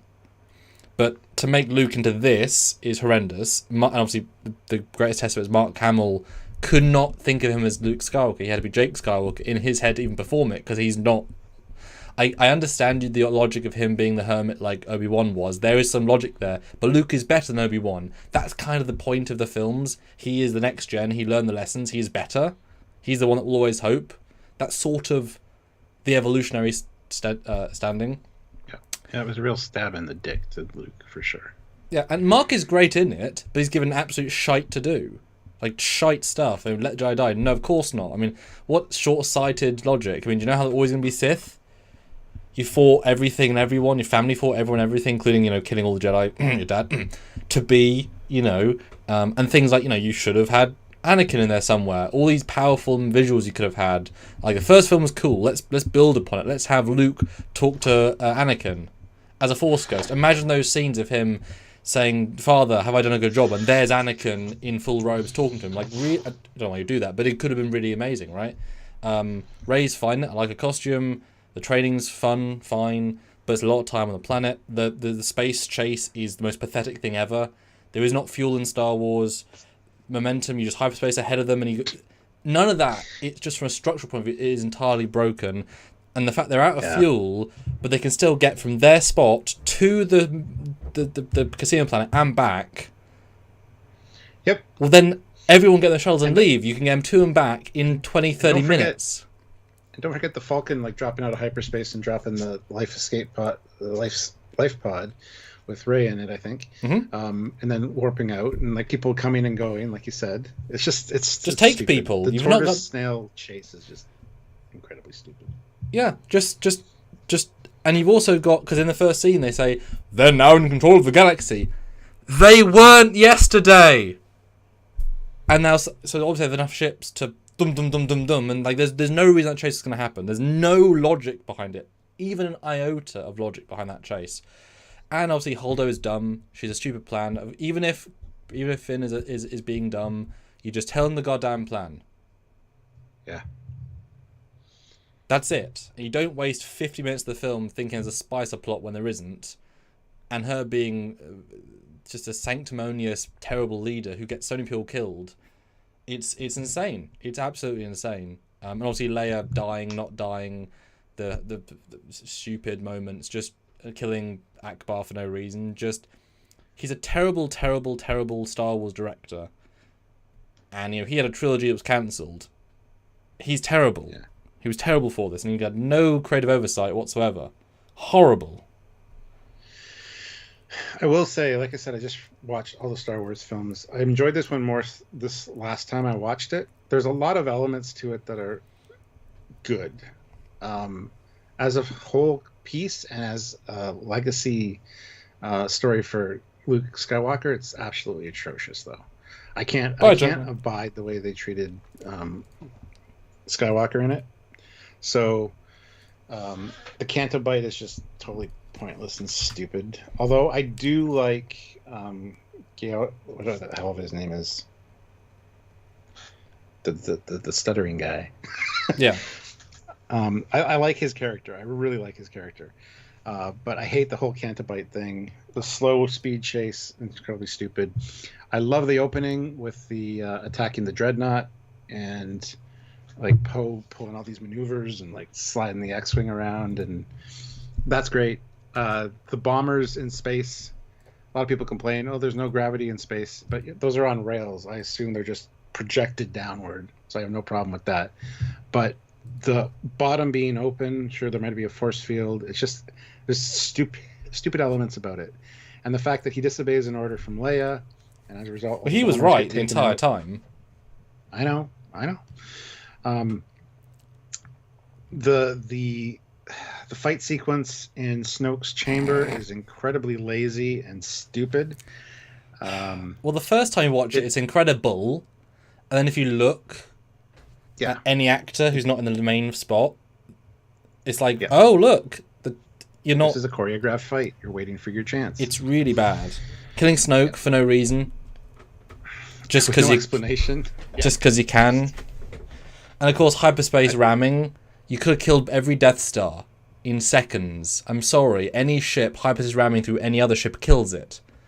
Yeah, that's a great sequence, though. I do love that. But yeah, it could be used multiple times. Just set the ship on an auto course, leave the ship, and boom. It's not even a suicide tactic. It's just there's no winning, because you can also hyperspace ram planets. You don't need a Death Star. The Empire could just build really dense, large ships and hyperspace into planets as their weapons. Yeah. You win. You don't need lasers. And in fairness, there is a hyperspace weapon in the comics which fires a thing at hyperspace, but it's being projected by a big gun. It's for shooting a thing. Sounds like a railgun, yeah. Yeah, that's what it is. But it's not it's really hard to build, but you can literally just throw an X-Wing at do you really think a Star Destroyer can take an X-Wing size hyperspace hole through its entire core? Especially if you target it like at its power core. Like, you're killing it with a single fighter. And obviously it's never mentioned again, right? I mean, of course, Stuart, this gets a double F. I mean, it's just awful. Because just because of the disrespect, right? There's some fun scenes, but it's absolutely worst tier Star Wars. For me, anyway. For the disrespect, absolutely enough. But there are some good things in it. I'm not even going to argue a D because you're going to just totally ignore me, so I'm just going to put it. Yeah, it's terrible. It's, you know, the fact the next film had to retcon half of it tells you how bad it is, even by the creators, right? At least Holiday, they ignore it. This one actually had to change stuff in it. Well, I do like the talking across the universe. That was fun. And I wish they would have explained too. I don't think they did explain how we have them on a string. How are you tracking them? Was that ever explained? I think it's just like, oh, they're tracking us. Yep. That's the only thing that makes sense. Okay, well, how? They track now? Which I don't think we should do the next movie until we've taken care of the other two that are chronologically before. Yep. So next up on the chopping block is Solo. And I go first this time. I enjoyed Solo. It's a film nobody asked for, and I thought it was good stuff. I thought it was fun. This is a good heist movie. Woody Harrelson in it is awesome. Lando Calrissian, I forget the actor name who plays him, but phenomenal job. There's a lot to like here as well. Paul Bettany is the bad guy, which was a last-minute addition. Originally, it was going to be some kind of alien. The Darth Maul at the end, which goes nowhere. Also kind of a cool little idea. This was a fun heist movie. I even like the droid. Whatever the droid's name was in this one. Who ends up becoming part of the ship's navigation system. Learning about the Kessel Run. Not that they needed to do that, but of course they were going to do that, and how the 12 parsecs makes sense. Some good sequences there, especially seeing how the Falcon becomes from this pristine, beautiful Corellian freighter into a goddamn piece of garbage with all the hull plates pulled off of it. And so there's, and I enjoyed it as a heist movie. I enjoyed it. There's some the robot uprising on the mine. I thought was fun. But again, nobody wanted this movie. This should have been a series, like a 5 or 6 part show series.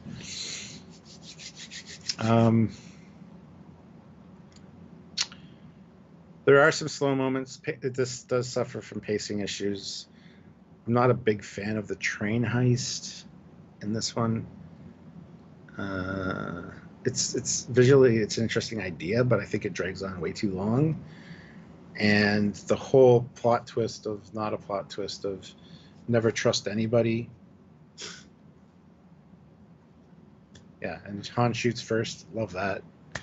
I hate how we were lied to in the trailers for this, with CGI characters removed from scenes, like Chewie being removed from the scene with the Falcon in the trailer. And there's also some other scenes which were in the trailer which are not in the film, which I absolutely hate the way they do that now. I just watched a video on that recently about Rogue One specifically, which we'll talk about when we get there. But you shouldn't lie to your audience. Let's put it that way. Overall, an enjoyable film for me. As far as a Star Wars film, it's kind of meh. But there's enough elements that touchstones to Star Wars that work for me and make it a fun little kind of prequel for Han Solo. So I kind of enjoy it. But some of the opening scenes like this, that speeder chase sequence, I think is kind of silly.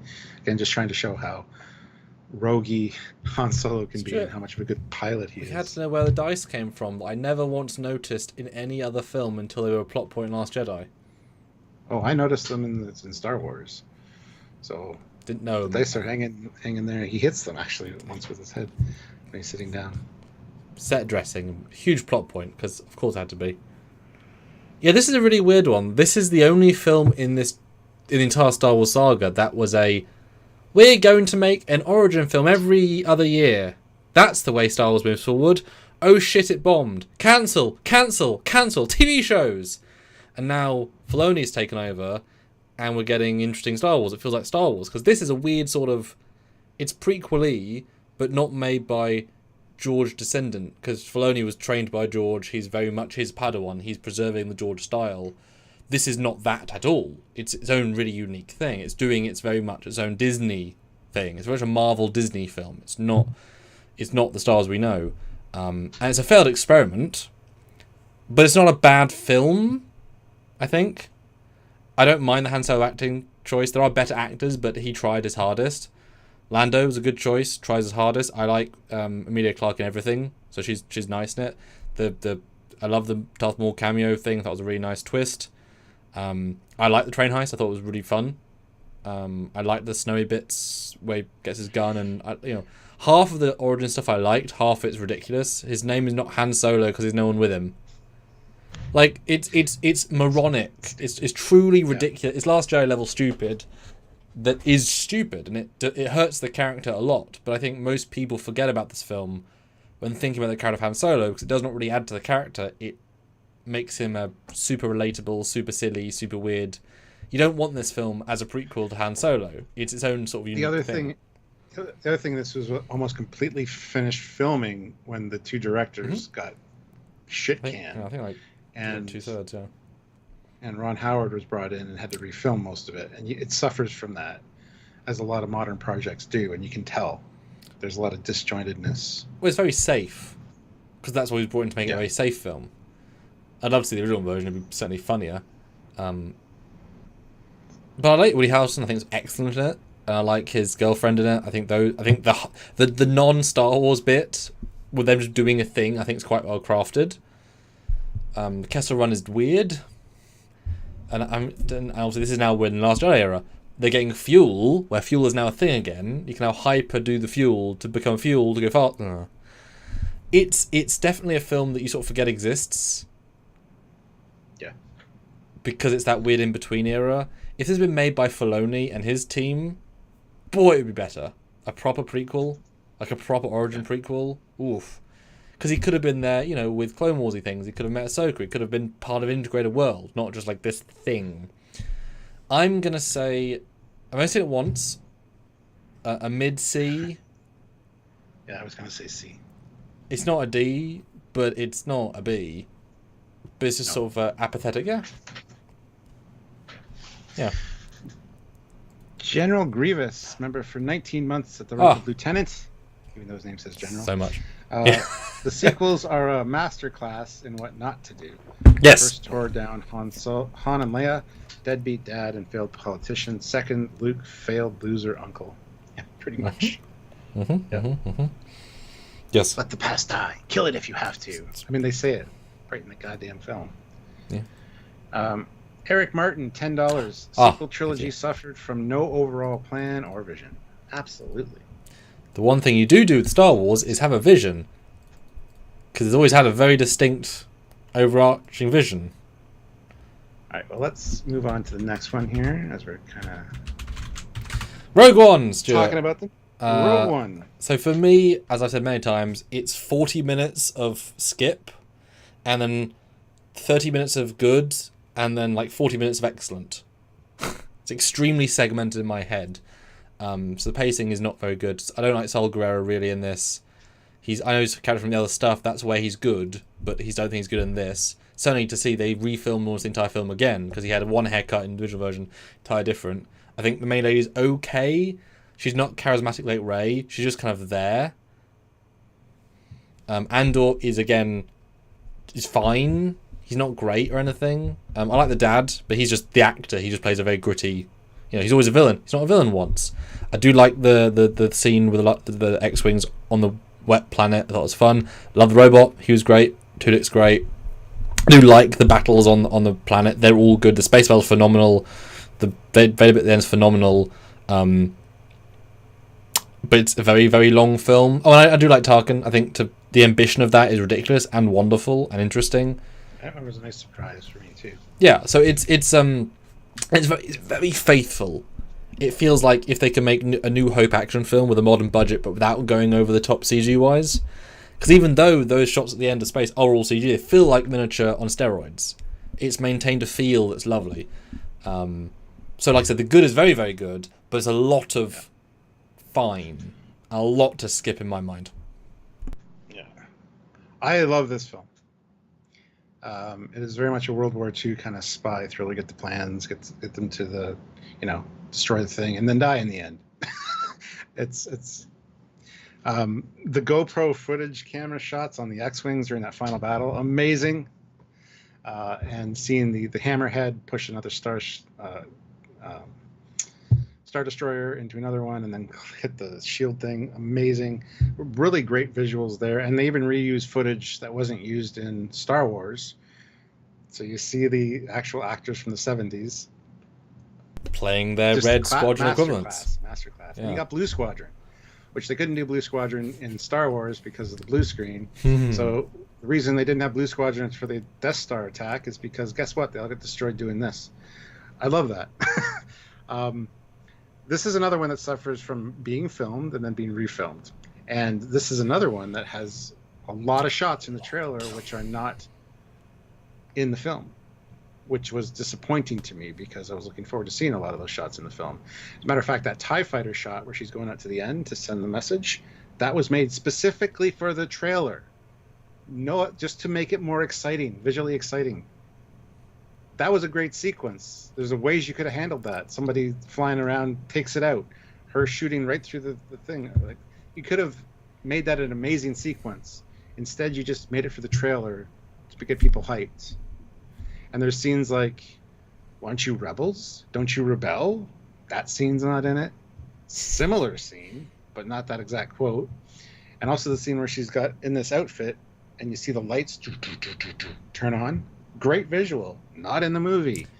It's so disappointing. Well, it feels like a very Kathleen Kennedy. We bought Disney, we're high on power, but we're not really very good creatives. Like a lot of weird choices. We've stabilized a lot. They made mistakes, they've been stabilized. Now we've got what we've got now. I think it's a much general, but the director does a great job with the material. But great cast, great characters. I think. Who does Mendelsohn play? It begins with a V, I think. Vedic? Vedic. No, not Vedic. No. Something similar. Anyway, he's great in this. The scene of the main gun going in the Death Star, top notch. That stuff's good. Seeing the size of the Star Destroyers in comparison to the Death Star. The fact that they just used the minimal setting to like destroy a city, and then the shockwave from that just. But thank goodness. I'm one with the Force. But thank goodness the guy from the bar survived. You know, the testicle face, whatever. Thank goodness they left. I won with the Force. The Force is with me. Loved his character. And on rewatching it, I forgot this really funny scene where they take them captive and they put a bag on his head. He's like, "Are you serious? I'm blind." Stuff like that's great. I think all the characters are good. I didn't like Andor in this one, but when you watch Andor, you understand where he's coming from. He's much better. Andor makes it much better. Makes his representation of his character in this one much better, in my opinion. He's just an assassin in this film. Yeah. I think the main character is a little dull, and she doesn't do a fantastic job. It's like she's got that "I'm going to die" at the end of this in her eyes the entire time. Like there's no real... Which is fair. Suicide mission. Hope, you know. Yeah.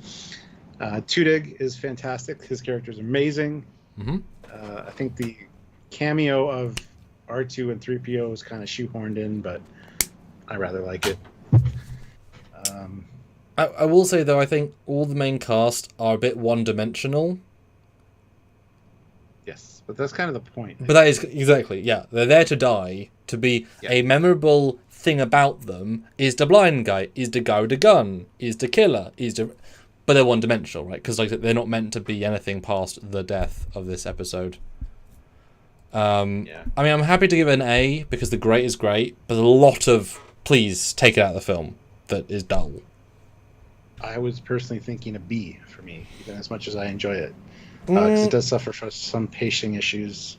But I feel and you can see the segmented nature of it being refilmed.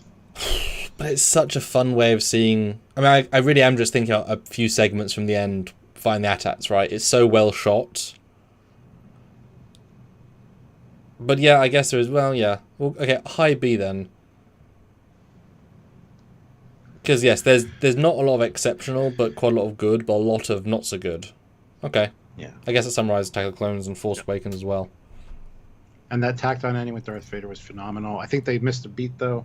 I wish when the Tantive 4 left that he would have and they wanted to do something more spectacular at the end, but they decided not to. Yeah. I wish he would have just did this and as the ship was just ready to jump to hyperspace, just pauses for a second and shakes, and then that would have been amazing. Well, that's the weird thing about it. They added that. I feel like they added that Vader sequence. That's the weird thing. It kind of works. Literally, 35 minutes later, you're in New Hope, but then for him to be like, "So, did you steal plans?" Dude, you watched them do it 20 minutes ago. That's why you chased them. It makes him much stupider in New Hope, because you know for a fact they're here. But he doesn't in the first film. That's entirely the point of those scenes. Like, well, hello, princess. You might be a traitor. We have ideas. Versus, you mother effer. You were part of a fleet that attacked us 20 minutes ago. You have... it's cool, but it doesn't work at the same time. General Grievous, $2. They had to have Ford teach Alden to be Solo. Well, yeah, but you're emulating a younger Harrison Ford. You might want to talk to the actual actor. I'm just saying. It's fine. ISFJ 1009, $5. Cool. I believe they did enough character development for Rogue One characters that when they die, you're like, no. Yes. A- or B++. Yeah, absolutely. That's exactly what they did with the... I mean, he wants to bump it up to a B++. Should we slide it up because of a super chat? Oh, to B++. You wanted to be originally. Oh, you wanted to have it be originally. We have it in... Oh, we have it in B. Goddamn it. Yes. Okay. Yes, Stuart. That's fair. That's what I was thinking. Okay, never mind. Good job, Stuart. Good job. Eric Martin, $5. That Darth Vader scene in the corridor was in the dark was very epic and sent chills up my spine. Yes. Well, it's nice to see him be a badass. He's a very good fighter. That's kind of the point. Yeah. All right. Next up is Mandalorian 1 before Rise of Skywalker? No, we're going to finish the movies and then go into those. Okay. I've already forgotten who Rise this is. of Skywalker. Okay, it's you. Go for it. I walked away from the theater enjoying this one a little bit. We reviewed it. And It was a good time. On subsequent rewatches, not so much. I was happy that JJ corrected a lot of the shit that Rian Johnson screwed up. And it felt very jam-packed, very rushed. But they only had this movie to fix things. And I think he did a fine enough job. But there's a lot of stupid in this. Palpatine returns somehow. Yay.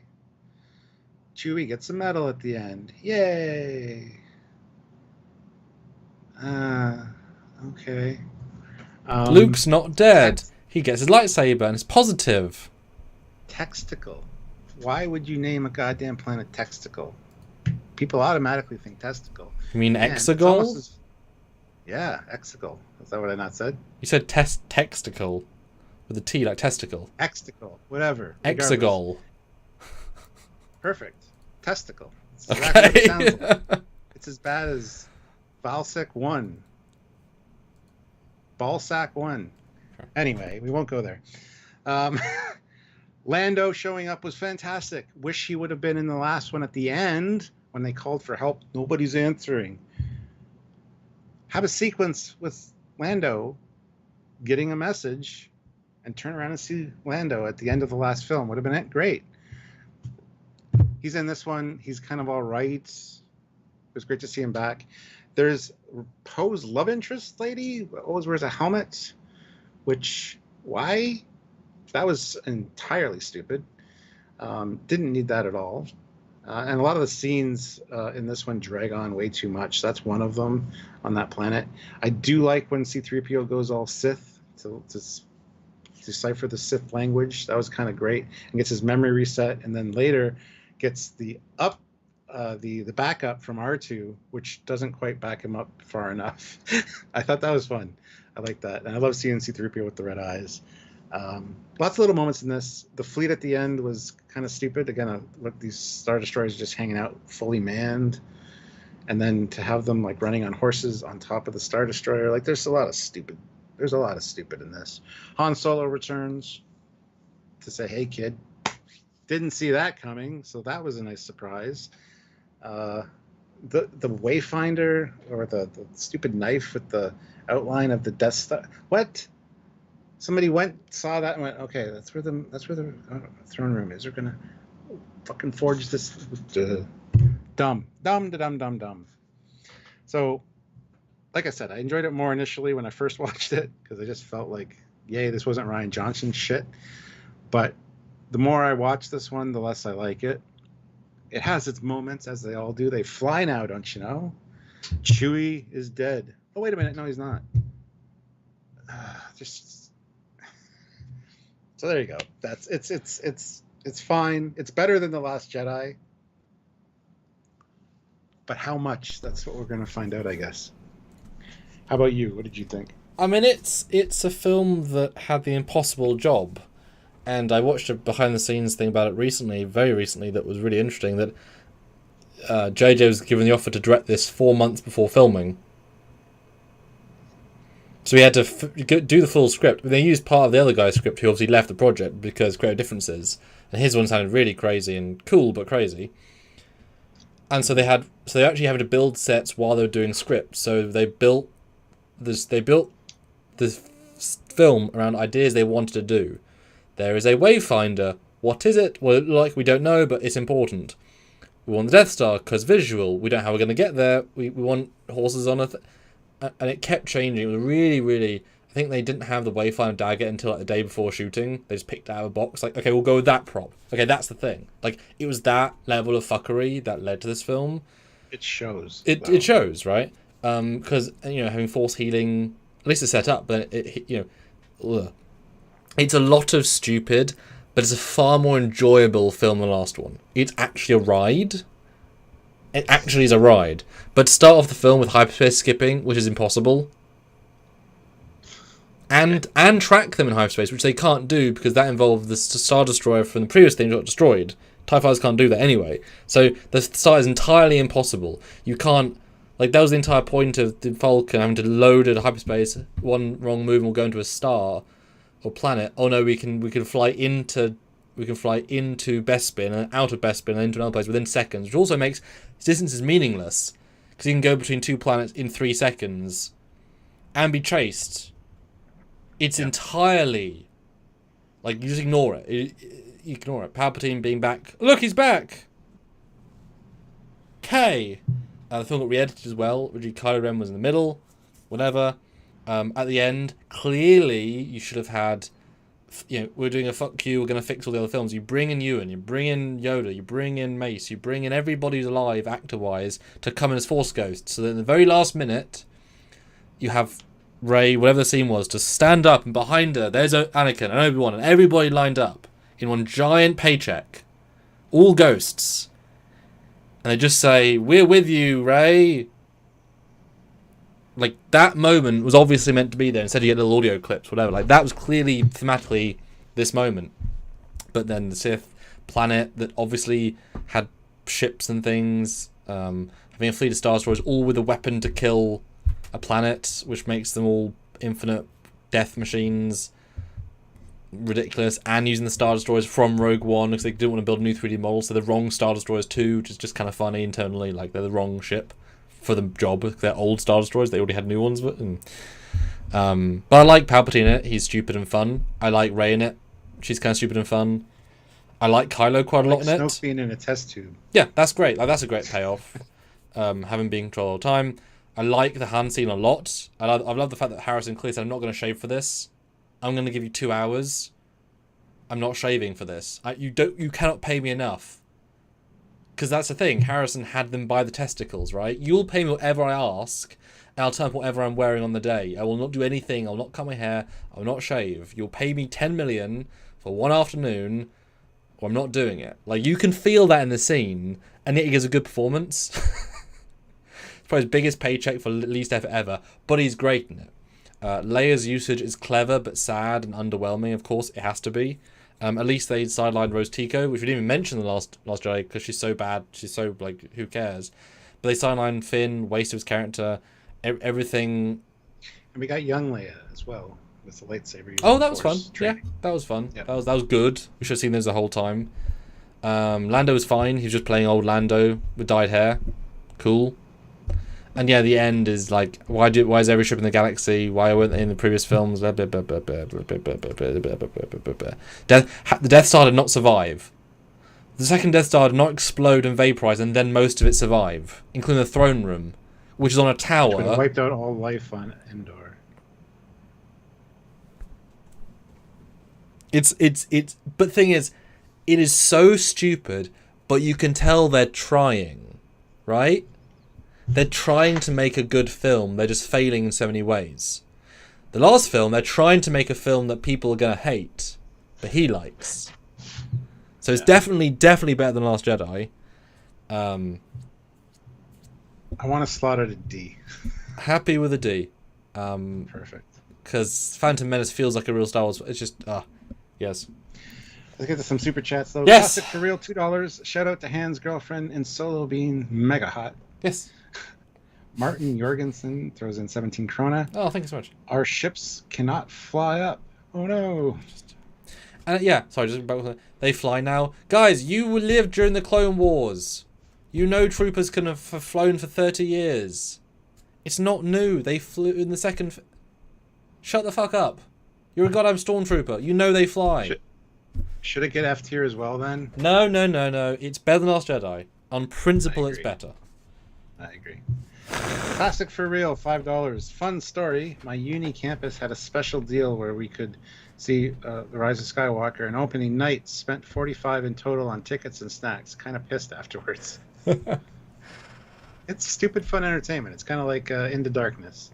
If you shut off your brain, you can enjoy it for a fun action flick, but just divorce it from the franchise you're watching. The fact they literally brought Luke back to be a Jedi in nice white robes to grab his lightsaber out of a fire and say, "Don't worry, I'm undoing the previous few films. I love the Jedi. Yes. Great." Just to piss on the last film. Like, the last film made me mad. This film made me sad, but not mad.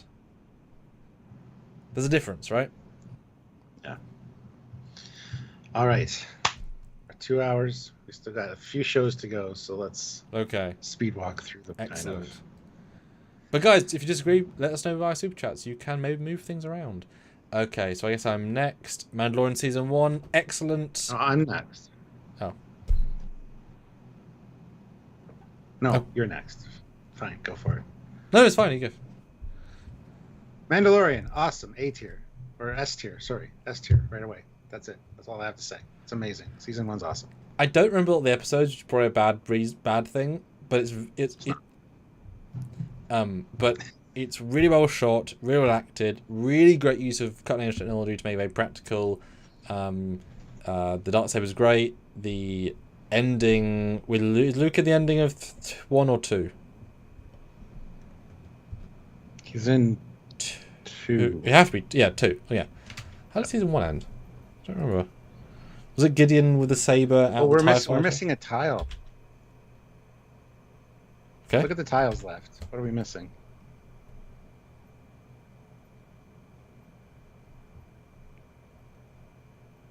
Where we get a Mando season 2.5. I mean, the one episode of Boba Fett? Book of Boba Fett. Right. Which we don't have a tile for. Well, it's still Book of... Oh, Book of Boba Fett entirely. Oh, no. Yeah, it's not there. Oh, no. Brett has failed us. I don't know how to make that. I don't know if he's watching. It says he's in Google Slides. Oh, it says he's following Google Slides. You did so many good things, though. This is all good. It's okay. We love you. You're amazing. Maybe we should shave the live action series for its own thing, because there's a lot to talk about. Maybe. I suppose I could be convinced. I mean, would you guys watch part 2 tomorrow? Just back to back it? And in fairness, we have got the rearrange order-ness of this that we might negotiate. Okay, vote now. Would you guys turn up tomorrow to finish off, because that is, in fairness, a perfect endpoint at the 2 hours with all the movies. In fairness. Would you guys come out tomorrow, including the super chattable, reorganizable lineups? Would you join us tomorrow? Same time, same place? Yes? No? We'll just continue with this chart and add to it. And yeah, and that's probably a good idea, Stuart. But let us know. I think it is. But how do you feel about this chart so far? We will reinvestigate tomorrow. But how are you feeling overall? Yeah. Yeah, we'll just continue off from here for the next one, I think, because there's a lot to talk about with what we have to talk about coming up. Especially debating where they fit. Ahsoka, Obi-Wan Kenobi, and Andor. Plus, we need to give Sam time to watch Ahsoka. Yes, one night. Excellent. You can do it. It's not that bad. Maybe I could watch one episode tomorrow to kind of get a sense of it. Yeah, I think we'll continue this tomorrow with live action Disney shows. Yeah, because we did all the movies. That's a big chunk, and I knew this was going to be bloated and big. That's why I was concerned when you wanted to do Clone Wars and everything else with it. It's like, ugh, that's like a 6-hour extravaganza. Yeah. So the animated shows are going to be all on their own as a separate one. I don't know them enough to be able to. I wouldn't be able to review this individual season of Clone Wars enough to say. Sorry. Yeah. Well, okay. This is what we're doing. We're ending it here. But if anybody wants to bump anything on the list, let us know now. Super chats count big towards that. I know a lot of people aren't super happy with all of our picks. That's what tomorrow's for. We can heated debates. Hated. And so join us tomorrow at the same time. We'll continue. We'll leave this tier list exactly as it is. You'll see this tomorrow at the beginning, and we'll add to it. And it probably would be worth, Brett, doing Clone Wars and Rebels as tiles just to see where we put them for what we know about, for what we have seen. Because that, as a generality, just the franchise of Clone Wars, right? Just as a kind of feel you could bump them down maybe tomorrow, yes. There is a lot of negotiability for this. This was fun, though. This was interesting. Yeah. This was interesting. And I feel like you guys are going to have opinions on the series as well. Because, they're very recent. I don't feel they're not probably as controversial. I feel like you have opinions. I feel like The Force Awakens down to a seat when I was saying TMP. The Phantom Menace next to So also feels like a sacrilege. Yeah, which would you put down though? They're both sort of average. General Grievous $2. Force Awakens to C. Unoriginal plagiarism. No, I don't think that's justified, honestly. If you add it in the pantheon of the 3 films, there's a negotiation, maybe, but it's also its own film. And what else do you expect from J.J. Abrams? Of course, it's going to be plagiarized. At least it was done fairly well. Classic for real. Come back tomorrow or negotiate, because, Oh, dear me. Yeah. 2 more likes, though. I'd like to get to 50. Yeah. And the poll. I asked you all. Overall, do you prefer, with 66 votes, 85%, the prequels, 1 to 3, and 15% the sequels, 7 to 9. Hey, good job, guys. Accurate. And as we finish out, I'll repimp my Doctor Who Indiegogo, guys. We have only 5 days to go. It's not been a fun ride. Apparently, there's not a lot of interest in Doctor Who projects. We're at 21% funding with 4 days to go. We're at the point where $10 will add up to cover the many costs of making a film, because we're under half of our minimum budget, but we're going to make it anyway and just suffer the consequences. But there's the link. It's really fun perks, actually. I'm really proud of the posters, so take a look, help us out. Hopefully last day maybe I'll do it live at the weekend and talk about it, because it's a fun piece. I'm pretty proud of the work done already. And at this point, anything helps. So, way. Yes. It'd be a good film. Mm-hmm. All right. What a day. Part 2! Tomorrow's chat. Part 2. Yeah, it would have been at least another 40 minutes talking about all this stuff. So Yeah. And we're missing a tile. We don't have a Book of Boba Fett tile. Good. So And that'll be a discussion too. yeah. Alright. Right.